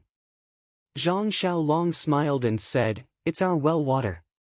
When I saw Mr. Lu drinking tea that day, he was happier than if we gave him 10 taels of silver. In the future, we can give him more well water. Not only can it satisfy his appetite, but it can also ensure his health.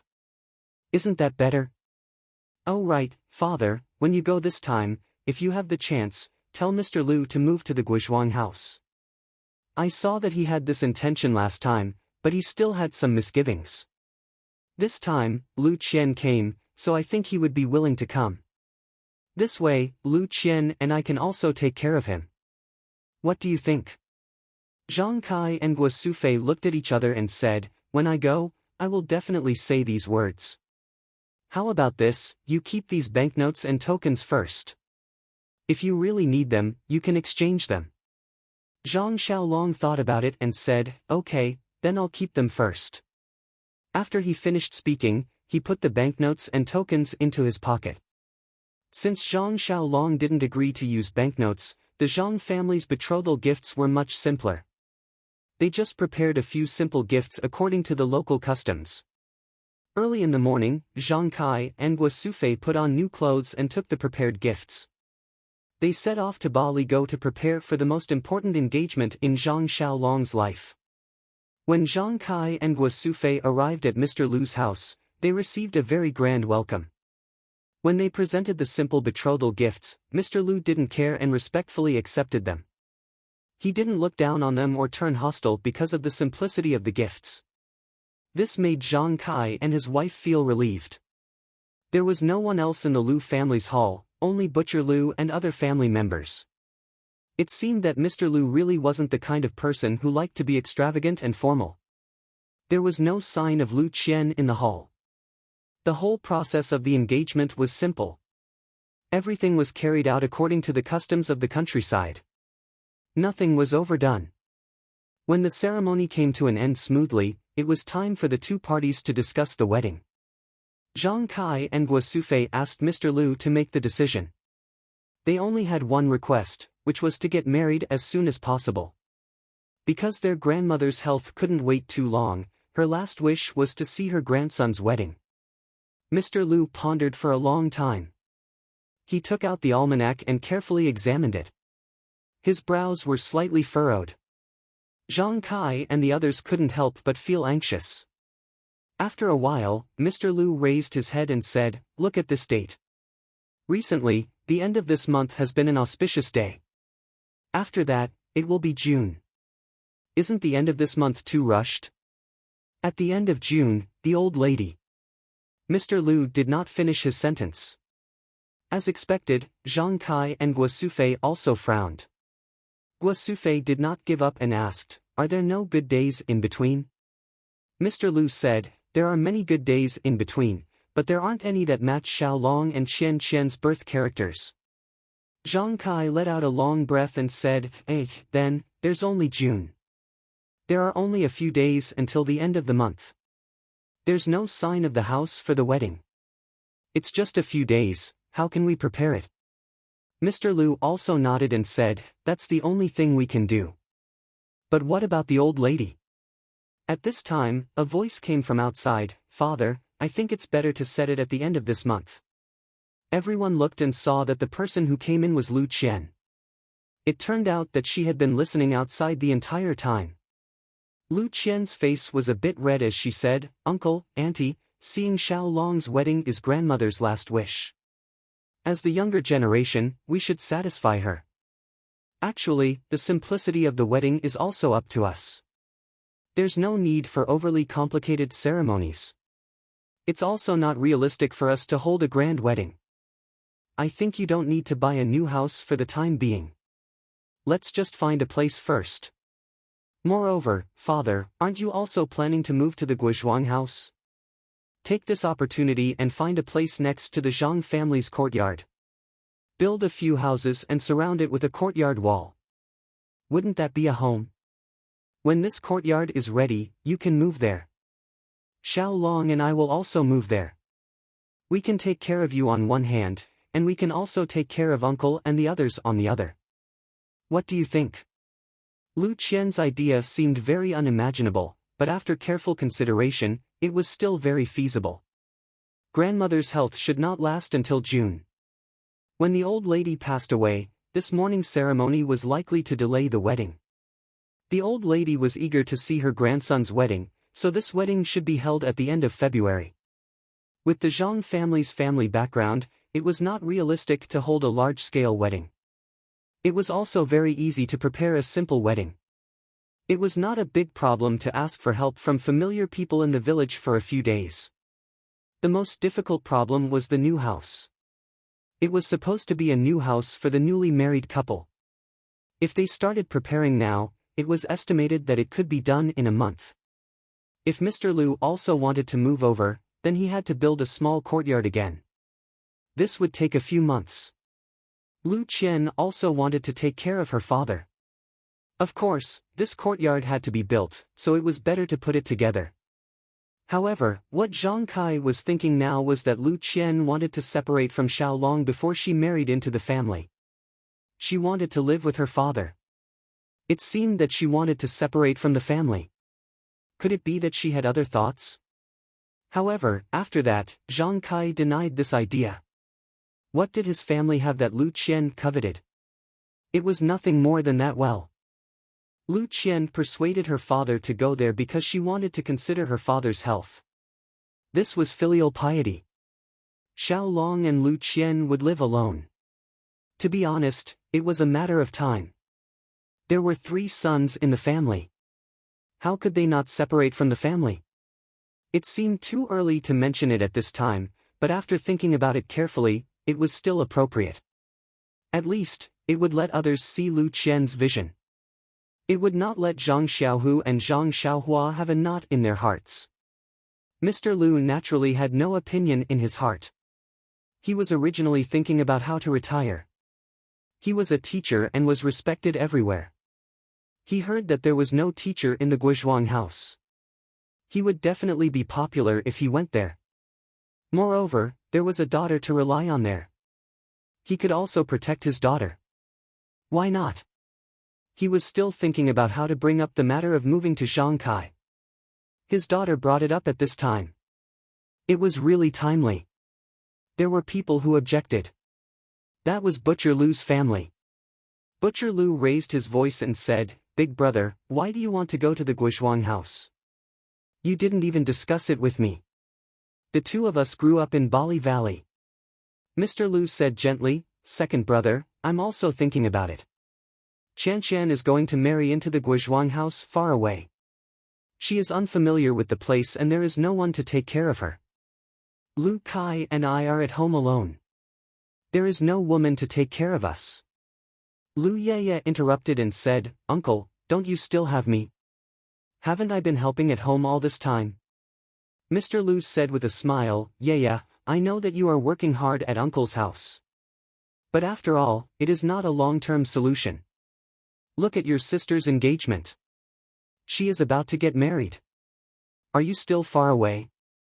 Even if you find a husband in Bali Valley, you can't come over every day to look after the house for Uncle. Moreover, Lu Kai also needs to find a wife to live with. This house should be given to him quickly. If I don't force him, who knows when he will find a wife." Lu Kai said with a red face, "Father, look at what you are saying. I haven't found a suitable one yet." Mr. Lu glanced at him and said, "Then you should look for a good one for me. Strive to settle the matter with your sister this year.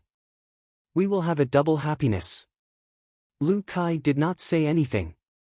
Then, Mr. Lu said to Butcher Lu, "Second brother, although this Gua Manor is far, it's actually only half a day's journey. Even if I move there, it'll still be very convenient for me to move around in the future. Moreover, that business of yours as a butcher has nothing to do with my teaching. You and I have a brotherly relationship, so we can just move around every 10 days to half a month. We definitely won't drift apart because of time. In the future, when you are tired of staying in Bali Valley, you can also move in with me. Mr. Lu knew that Butcher Lu was outspoken and could not keep secrets in his heart. Therefore, he did not mention a word about the well water. Of course, if the water was really effective in the future, Mr. Lu would definitely bring Butcher Lu and the others over. Mr. Lu saw that no one had any objections, so he set the date with Zhang Kai. It was the day at the end of February. Then, he discussed the details with Zhang Kai. Lu Qian did not listen in and left. Lu Yeye also followed her out. When they arrived at Lu Qian's boudoir, Lu Yeye teased, "Elder sister, do you think that Xiaolong is in such a hurry to marry over?" Lu Qian said, "It is not what you think. This Zhang family's grandmother does not have many days left. The last time I was at his house, she was already coughing up blood. The old woman has worked hard all her life. I think we should still fulfill her last wish. Moreover, you also know his family's situation. Doing things in such a hurry is actually a kind of relief. It does not give me and Xiaolong too much of a burden. My decision is beneficial to both him and me." Lu Yeye said, "The last time you told me, I also thought about it for a long time. This fate is really strange. You have known each other for less than 2 months and you are going to eat at the same stove. Now that I think about it, it is really magical." Lu Qian smiled and said, "You can do it too. I saw that these few times when Zhang Xiaohu saw you, his eyes could not leave you. I think he also wants to eat at the same stove as you." Lu Yeye blushed and said, "Elder sister, don't tease me. Last time at the Zhang family, I also told you that I don't have any feelings for this Zhang Xiaohu. Although he did save me, I am only grateful. In your words, there is no fate between us. Moreover, a few days ago, Mr. Zhao from Shuezhuang sent someone over to propose marriage to his second son, Zhao Yuzhao. I have seen Zhao Yuzhao before, he is also a scholar with a decent appearance. It is only because he has been busy with your matters that father has not agreed for the time being. Once your matters are settled, I estimate that the marriage will be set." When Lu Qian heard this, she was very happy and said, "You little girl, you are still hiding this secret in your heart. You only told me today. I have seen this Zhao Yuzhao before. His appearance and knowledge are really good. He is very suitable for you. Yeah, your luck is not bad."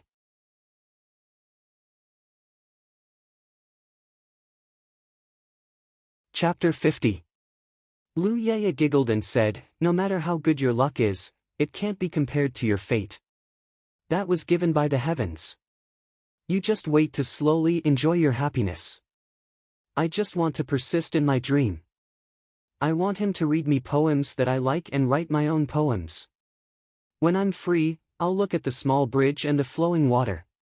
When night comes, I'll give him incense." Lu Qian said, Yeah, in fact, love is sweet. Life is realistic. I have the same dream as you. Unfortunately, the heavens have arranged Zhang Xiaolong for me. I can only choose my village wife's life. Different people have different ways of living. I hope that we will have our own happy life." Lu Yeye said, "Sister, I also believe that we will be happy. However, elder sister, have you really decided? I still want to ask you one last time. Have you really decided to marry an illiterate farmer in such a hurry? Decades later, when you look back, won't you regret today's decision?" When Lu Qian heard this, she tugged at Lu Yeye and said, Yeah, there are some things that cannot be decided by reason. Even though there are millions of people who will continue to move forward, perhaps today's decision will lead to a different life for me. Perhaps in a few decades, I will regret today's decision. However, right now, I do not regret it. When you are afraid of the slightest thing and do not know when to advance or retreat, you have lost the right to choose. Life is the combination of many choices. Different choices are different lives. If you and I both make the same choice, then wouldn't there be no joy in life? Although Xiaolong is a farmer, he is not illiterate. He is not a rotten wood that can't be carved. I think that our lives are a process of mutual influence and change. He may not write poems for me, but I can read for him and teach him how to write. We don't have a small bridge and flowing water. Maybe we can have a man plowing and a woman weaving. Although I can't give him incense, how can the bedroom be just drawing eyebrows? I can let him grind ink for me. In short, we will gradually change and make our lives happier. Lu Yeye also smiled and said, "Elder sister, your homework was better than mine when you were young, and you read more books than me when you grew up. I can't win against you, but I always feel that you will suffer a lot if you marry into the Zhang family. Why do you want to make yourself uncomfortable?" However, Lu Qian said, You are still a little stubborn. The word happiness is the same for everyone. The happiness of the poor is no different from the happiness of the rich. It doesn't mean that your happiness is better than others just because you are rich. So, when I choose to be poor or rich, I am choosing happiness. There was happiness in suffering, and there was happiness in enjoying. As long as one felt happy, why would one be afraid of suffering? Even if it is pain in the eyes of others, how can you know the sweetness in it? As the saying goes, if you are not a fish, how can you know the happiness of the fish? There is only so much happiness in this world. The more happiness you have, the less happiness others will have. If you feel unhappy every day, then others will have more happiness every day. Instead of sharing your happiness with others, why don't you live happily every day? Lu Yeye listened and frowned. She understood something in her heart, but she immediately let go and said, "Elder sister, I am here to persuade you, but what you said made me think differently. However, even if you are right, I do not have the slightest interest in that Zhang Xiaohu." Lu Qian said, "You little girl, I am just telling you my own thoughts. I am not prepared to be a matchmaker." Not to mention the two sisters quarreling in the room, the two prospective in-laws in the hall had already discussed the specific details. At this time, it was already late. If they rushed back to Guizhuang, they would have to travel at night. Naturally, Mr. Lu would not let them leave like this. Dinner was eaten at Mr. Lu's house. After the engagement, they were now considered a family. This meal was naturally eaten to their heart's content, and both the host and the guest were happy. Early the next morning, when the sky was still hazy, Zhang Kai and Guo Sufei said goodbye to Mr. Lu and hurried back to the Guizhuang house. There were only a few days until the end of the month. They still had to hurry back to prepare for the wedding. The task was very difficult. When the two elders rushed back to the Guizhuang house and told Zhang Xiaohu the good news, Zhang Xiaohua and Zhang Xiaohua, who were waiting at the side, were so happy that they almost jumped up. Their impression of this future sister-in-law was really good. They did not expect that they would be able to see this sister-in-law in a few days. It was really unexpected. When Grandma heard Lu Qian set the date a few days later, she kept nagging, "Good child, good daughter-in-law." If there was a memorial tablet, she would have burned a few sticks of incense to thank the ancestors for finding such a good granddaughter-in-law. Zhang Kai and Guo Sufei's family had a very good reputation in the Guizhuang house. Moreover, there had never been any big events in the family. This time, for their eldest son to marry a daughter-in-law, the villagers naturally did their best to help. Many people had also seen Lu Qian. Although the Zhang family did not admit the relationship between Lu Qian and the Zhang family before, everyone had a lot of gossip behind their backs. This time, they could marry Lu Qian legitimately, which was also something that everyone expected.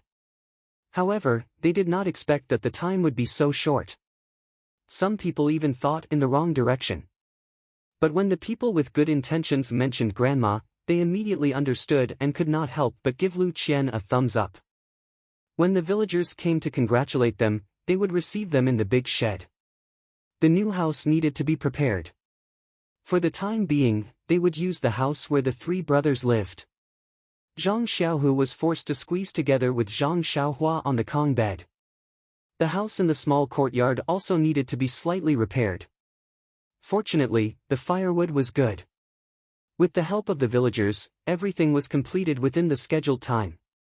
On the day of the wedding, the entire small courtyard of the Zhang family was filled with a jubilant atmosphere. Before dawn, the small courtyard of the Zhang family was filled with a hubbub of voices. Many people came and busied themselves with their own things. Some of the women in the village came to help tidy up the tables and chairs, and help to clean up the vegetables. The chef also started a fire and began to prepare the meal. Zhang Xiaolong was also woken up early. After tidying up, he prepared to ride a big horse, bring the bridal sedan chair and the band to Bali Gully to marry Lu Qian. The route of the wedding was naturally not the small path that they usually took. It took longer than usual. Moreover, they had to rush back before noon. Of course, they had to set off through the stars and the moon. When everyone was ready to set off, Guo Sufei found that the best man, Zhang Xiaohua, was missing. She hurriedly asked Zhang Xiaohu. He also felt very strange. In the middle of the night, he heard someone in the courtyard and got up early to help. When he got up, he also called Zhang Xiaohua. It seemed that he did not get up. Zhang Xiaohu hurriedly went back to the room to take a look. Sure enough, Zhang Xiaohua was still sleeping soundly on the Kong. No matter how Zhang Xiaohu called, he did not wake up. In the end, Zhang Xiaohu ruthlessly poured water on him. He even turned over and went back to sleep, leaving everyone at a loss. However, the matter of the best man had been handed over to him yesterday. They could not find anyone else temporarily. Fortunately, there was a sedan chair. Moreover, grandmother also knew that Zhang Xiaohua slept until the sun came out. Everyone carried Zhang Xiaohua into the sedan chair and let him sleep. Now, her sister-in-law had not even sat in the sedan chair, but her brother slept first. In this way, the wedding procession carried Zhang Xiaohua sleeping in the sedan chair to Baligo in the dark. When the procession had traveled more than half the distance, the sky was like a fish belly. When the sun peeked out from the horizon, that ray of sunlight swept over the sedan chair. Only then did Zhang Xiaohua open his eyes. Rubbing his eyes, he found that he was sleeping in an unfamiliar environment. Surprised, he lifted the curtain of the sedan chair. Only then did he realize that he was sleeping in an unfamiliar environment. He stopped the sedan chair and Zhang Xiaohua came down from the sedan chair. He ran in front of Zhang Xiaolong's horse and hurriedly apologized to his elder brother. Zhang Xiaolong pulled him to ride on the horse and hugged him, saying, "Xiaohua, it's okay. You were sleeping to grow. You didn't delay anything, so why are you apologizing? However, this time I really opened my eyes. How come I didn't know that you could sleep so much that you couldn't even wake up with water?" Zhang Xiaohua blushed and said embarrassedly, "I don't know. Maybe I used to sleep like this before, but I never got up so early." Zhang Xiaolong thought about it and felt that it was true. He and his younger brother had always slept together. In the past, he didn't find anything unusual. Moreover, he never got up so early. Maybe Xiaohua had always been sleeping like this. Anyway, there was nothing wrong with him. He didn't need to get up so early in the future, so he didn't ask anymore. The rest of the journey was not far. With the two brothers chatting and Zhang Xiaolong's excited mood, they quickly finished the journey. The village entrance of Baligo could be seen from afar. Only then did Zhang Xiaolong stop the horse and let the wedding procession rest for a while. Then a special master arranged for people to set off the firecrackers and let the band play music. Zhang Xiaohua also quickly and obediently jumped down from the horse. She took the horse's reins from her elder brother's hand and walked to the front. She led the horse forward slowly. The people of the Lu family were naturally waiting at the village entrance early. When they saw the wedding procession, someone hurried back to report to Mr. Lu. The wedding band also broke the silence of the early morning. The villagers of Baligo were all awakened by this festive sound early in the morning. Before the wedding procession entered the village, many children and villagers stopped them and asked for candy and other things. The Zhang family was naturally prepared. Someone took out the prepared things and scattered them to the crowd. Everyone picked up the candy and dispersed in a hubbub. They let the wedding procession move forward. In the short distance from the village entrance to the Lu family, the wedding procession was stopped several times. However, everyone was very happy and didn't get angry because of this. It was the custom of the countryside. When a family had a happy occasion, everyone wanted to share the joy. The more joy they shared, the bigger the family's happy occasion. The wedding procession couldn't wait to be stopped as much as possible.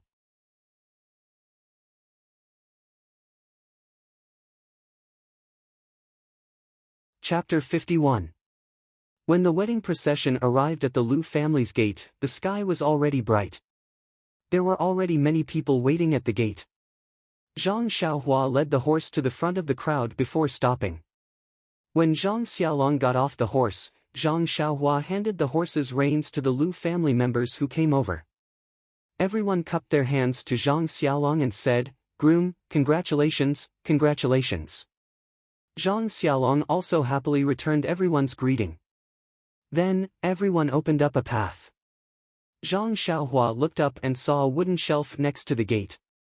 On the shelf, there was a bow. This was the custom of the countryside. The first thing the groom did when he got married was to shoot 3 arrows into the sky at the bride's gate. It meant to drive away all the evil spirits. In the past, when other people were getting married, they had seen this before. However, although Zhang Xiaolong's arm injury was healed, the work in the field was still a problem. How could he draw the bow and shoot arrows? It seemed that this matter could only be done by the best man, Zhang Xiaohua. However, Zhang Xiaohua was only a 12 or 13-year-old child. Letting him draw the bow was too far-fetched. Everyone looked at each other. Zhang Xiaolong thought about it and walked forward, preparing to take the bow. Zhang Xiaohua was anxious. She quickly rushed forward and pulled her brother, saying, "Big brother, your arm just healed. How can you pull this thing? If there is any injury, wouldn't all the previous efforts be wasted? Let me do it." Zhang Xiaolong smiled and said, "It's okay. It's just drawing the bow and shooting. I still have the strength. You're still young. How can you draw the bow and shoot arrows?" Zhang Xiaohua also smiled and said, "Big brother, you're looking down on me. I can work in the field myself. How can I not have the strength? Let me try. If I can't do it, you can do it. We won't lose face, don't you think?" Zhang Xiaolong thought about it and agreed. Anyway, the best man did things for the groom during the wedding. If Xiaohua really couldn't draw the bow, then he could only do it himself. Mr. Lu probably knew that his arm wasn't good enough. The bow on the shelf should be a soft bow that didn't need too much strength to draw. Zhang Xiaohua walked to the shelf and took the big bow from the shelf that was as tall as him. He felt that it was very heavy. He had never used a bow before, so he thought that all bows were very heavy, so he didn't care. Then, he picked up an arrow without an arrowhead from the shelf and put it on the bow. He turned around and asked Zhang Xiaolong, "Big brother, where should I shoot?" Zhang Xiaolong pointed to the sky outside the village and said, "Over there." Zhang Xiaohua agreed and imitated the way he used to look at people. He got into a horse stance and then faced the sky and pulled the bowstring with all his strength. However, the bowstring was very tight. Zhang Xiaohua pulled it about 30% full and he couldn't pull it anymore. He couldn't help but blush.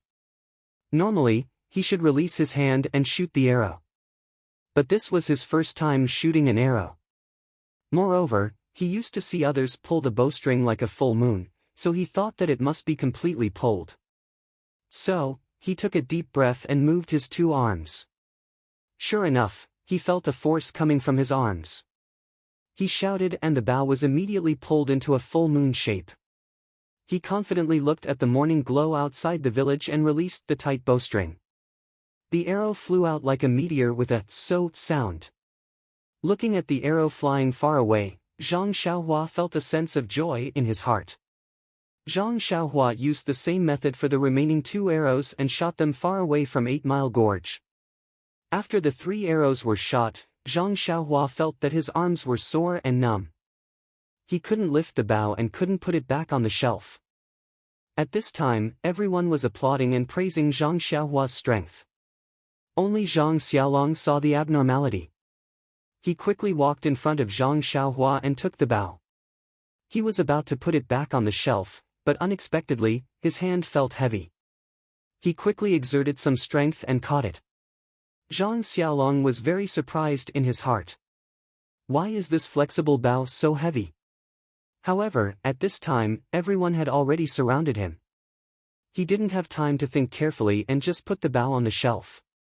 He was surrounded by people and walked into the Lu family's courtyard, leaving the bow alone on the shelf.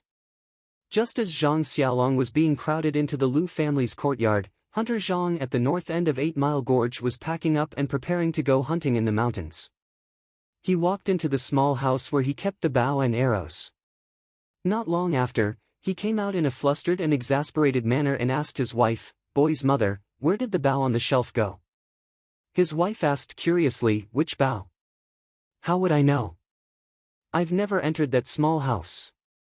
Hunter Zhang was anxious and said, it's the 5-pickle bow that was passed down from my ancestors.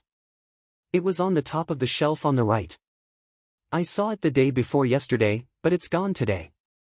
Could it be that there was a thief at home yesterday?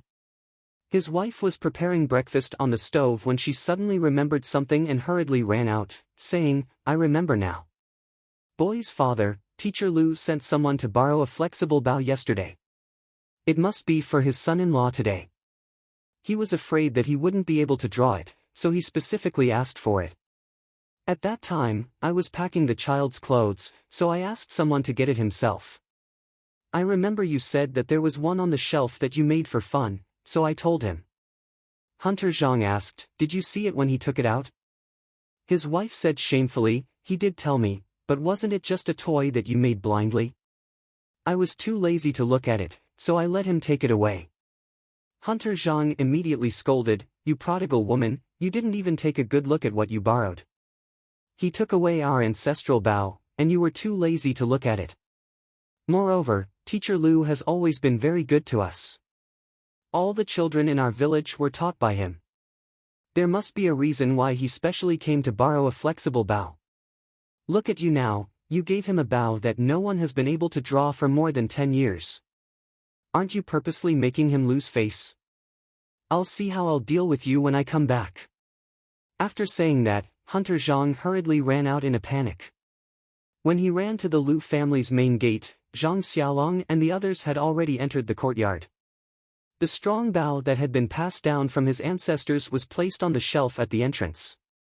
In his opinion, it must have been thrown there because no one had been able to draw it. At this moment, he just happened to see someone poking his head out from the Lu family's main gate. He said thoughtfully, Lu San, tell Teacher Lu that I'm taking this bow and arrow. The person inside responded, okay, got it. Hunter Zhang hurriedly took the bow and hugged it to his chest like it was a treasure. He hurriedly left with a guilty look on his face, afraid that someone would stop him and scold him for using a bow that no one had been able to draw. With his mind preoccupied, he did not notice that the 3 arrows without arrowheads that should have been placed on the shelf had all disappeared. At this moment, Zhang Xiaolong, accompanied by Zhang Xiaohua, had already walked to the door of Lu Qian's boudoir. According to the village's rules, if the groom wanted the bride to open the door, he must answer the bride's question. Only when the answer was satisfactory could the groom open the door. In fact, most of the people who asked questions were the bridesmaids and the others. The bride would not make things difficult for her future husband. Zhang Xiaolong was also facing the same problem now. Mr. Lu had always treated people with poetry and literature. Most of the people in this courtyard were also scholars. There was not a single person who knew martial arts.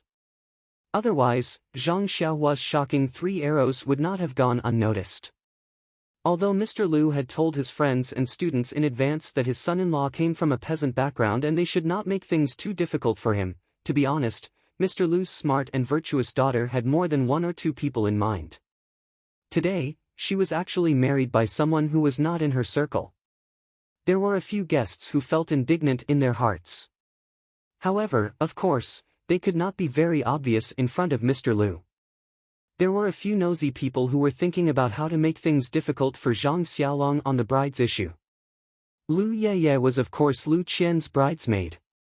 This girl had always been a person who was not afraid of trouble.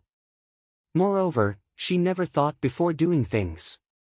Thus, her first question was, let Zhang Xiaolong write a few words to show off his calligraphy. When this question came out, Lu Qian, who was in the boudoir, glared at Lu Yeye and asked, whose idea was this? Why didn't you tell me?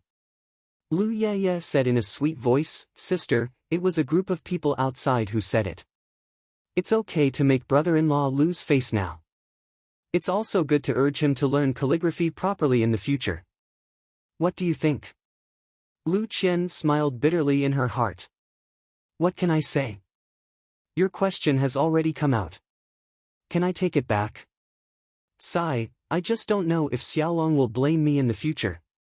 Mr. Lu's face in the hall was also a bit ugly. This was obviously making things difficult for his son-in-law. However, marriage was about liveliness. No matter how much nonsense they made, they could not be blamed. It was better to see how Zhang Xiaolong would deal with it. If he really could not do it, he would just write something. It was not a big deal. After all, it was not a big deal anyway.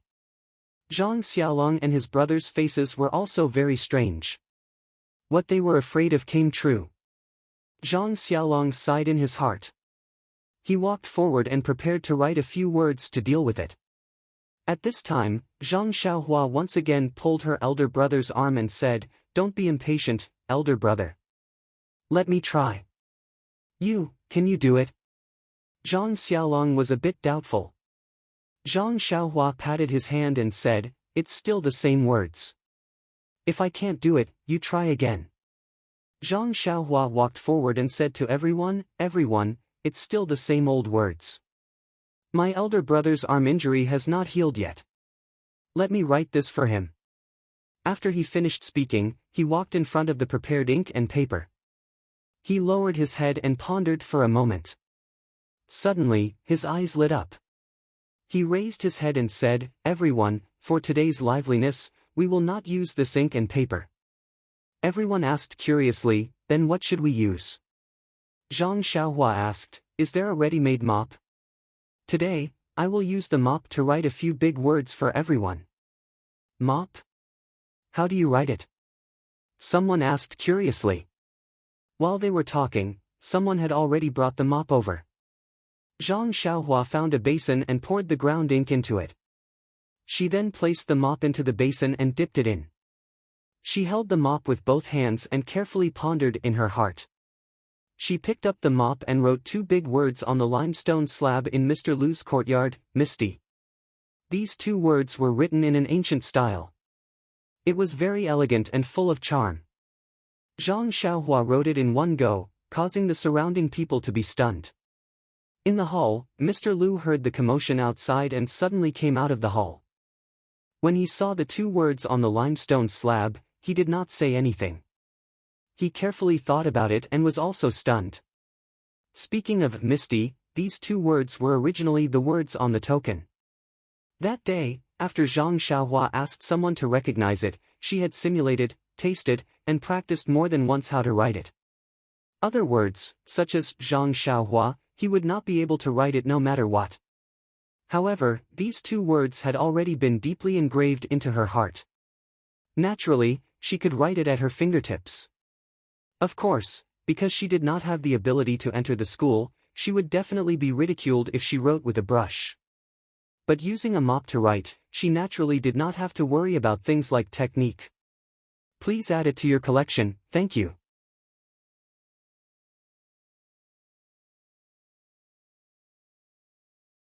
Chapter 52. The word Misty was written in an ancient style, full of elegance and charm. Zhang Xiaohua wrote it in one go, making the surrounding crowd stunned. Mr. Lu, who was in the hall, heard the clamor outside, and suddenly became abnormally quiet. He also came out of the hall, and when he saw the two words on the blue stone board, he didn't say anything. He tasted it carefully and was actually stunned. Speaking of the word Misty, it was originally the word on the token. That day, after Zhang Xiaohua asked someone to recognize it, he had simulated, tasted, and practiced how to write it more than once in his heart. Other words like Zhang Xiaohua and Zhang Xiaolong were words that he couldn't write no matter how hard he tried. However, these two words had been deeply engraved in his heart, so naturally, he could write it at his fingertips. Of course, based on his standard that hadn't entered the school, writing with a brush would definitely be ridiculed by others. Using a mop to write, he naturally didn't have to care about techniques and such. Suddenly writing it was really shocking. Of course, there were also people who didn't know the value of the word. That butcher Lu was the first to speak. Why aren't you saying anything? Is it good or bad? Say something. These words immediately woke everyone up. Everyone clapped their hands and praised together, good words, good words. The meaning is casual, the ancient charm is long, rare, rare, rare.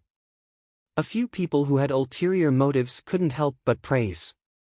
They muttered in their hearts, this Mr. Lu, the younger brother's standard is already so amazing, not to mention the older brother. He even said that he was from a bumpkin background. Isn't he too low-key? If this standard is considered a bumpkin, then what is our standard? Mr. Lu's gaze also moved from the bluestone board to Zhang Xiaohua. He naturally knew of Zhang Xiaolong's standard, but this Zhang Xiaohua at such a young age actually had such standard. He really hit it deeply. He had treated him as a child before, but it seemed like he had eyes but didn't recognize Mount Tai. He had to dig more in the future. Actually, Zhang Xiaolong was also very surprised, but now wasn't the time to be surprised. He still had to face the bridesmaid's second question. Sure enough, the second question was still a literary question: compose a poem. Zhang Xiaolong, Zhang Xiaohua, Lu Qian, and Mr. Lu broke out in cold sweat. Who was so shameless? Lu Yeye was also very innocent.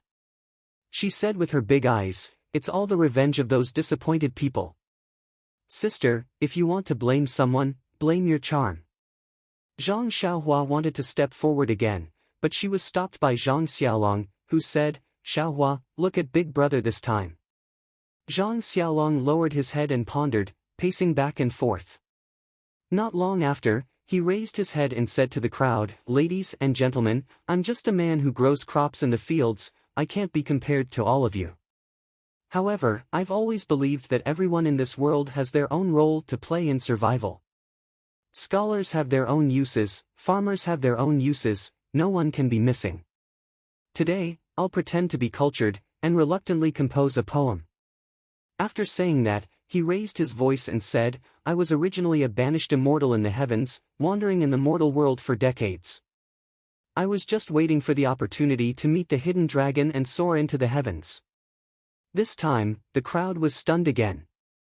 Logically speaking, this poem did not rhyme at all, and the word count was also wrong. However, the concept contained within was very distant, and the momentum was boundless. The crowd did not know how to evaluate it. At this time, Mr. Lu interjected and said, Nephew, this poem's concept is very good. The momentum is overwhelming. I hope nephew will study hard in the future and reach a higher level. When everyone heard this, they could not help but say, Mr. Lu, you're still calling him nephew. Shouldn't you change your way of addressing him?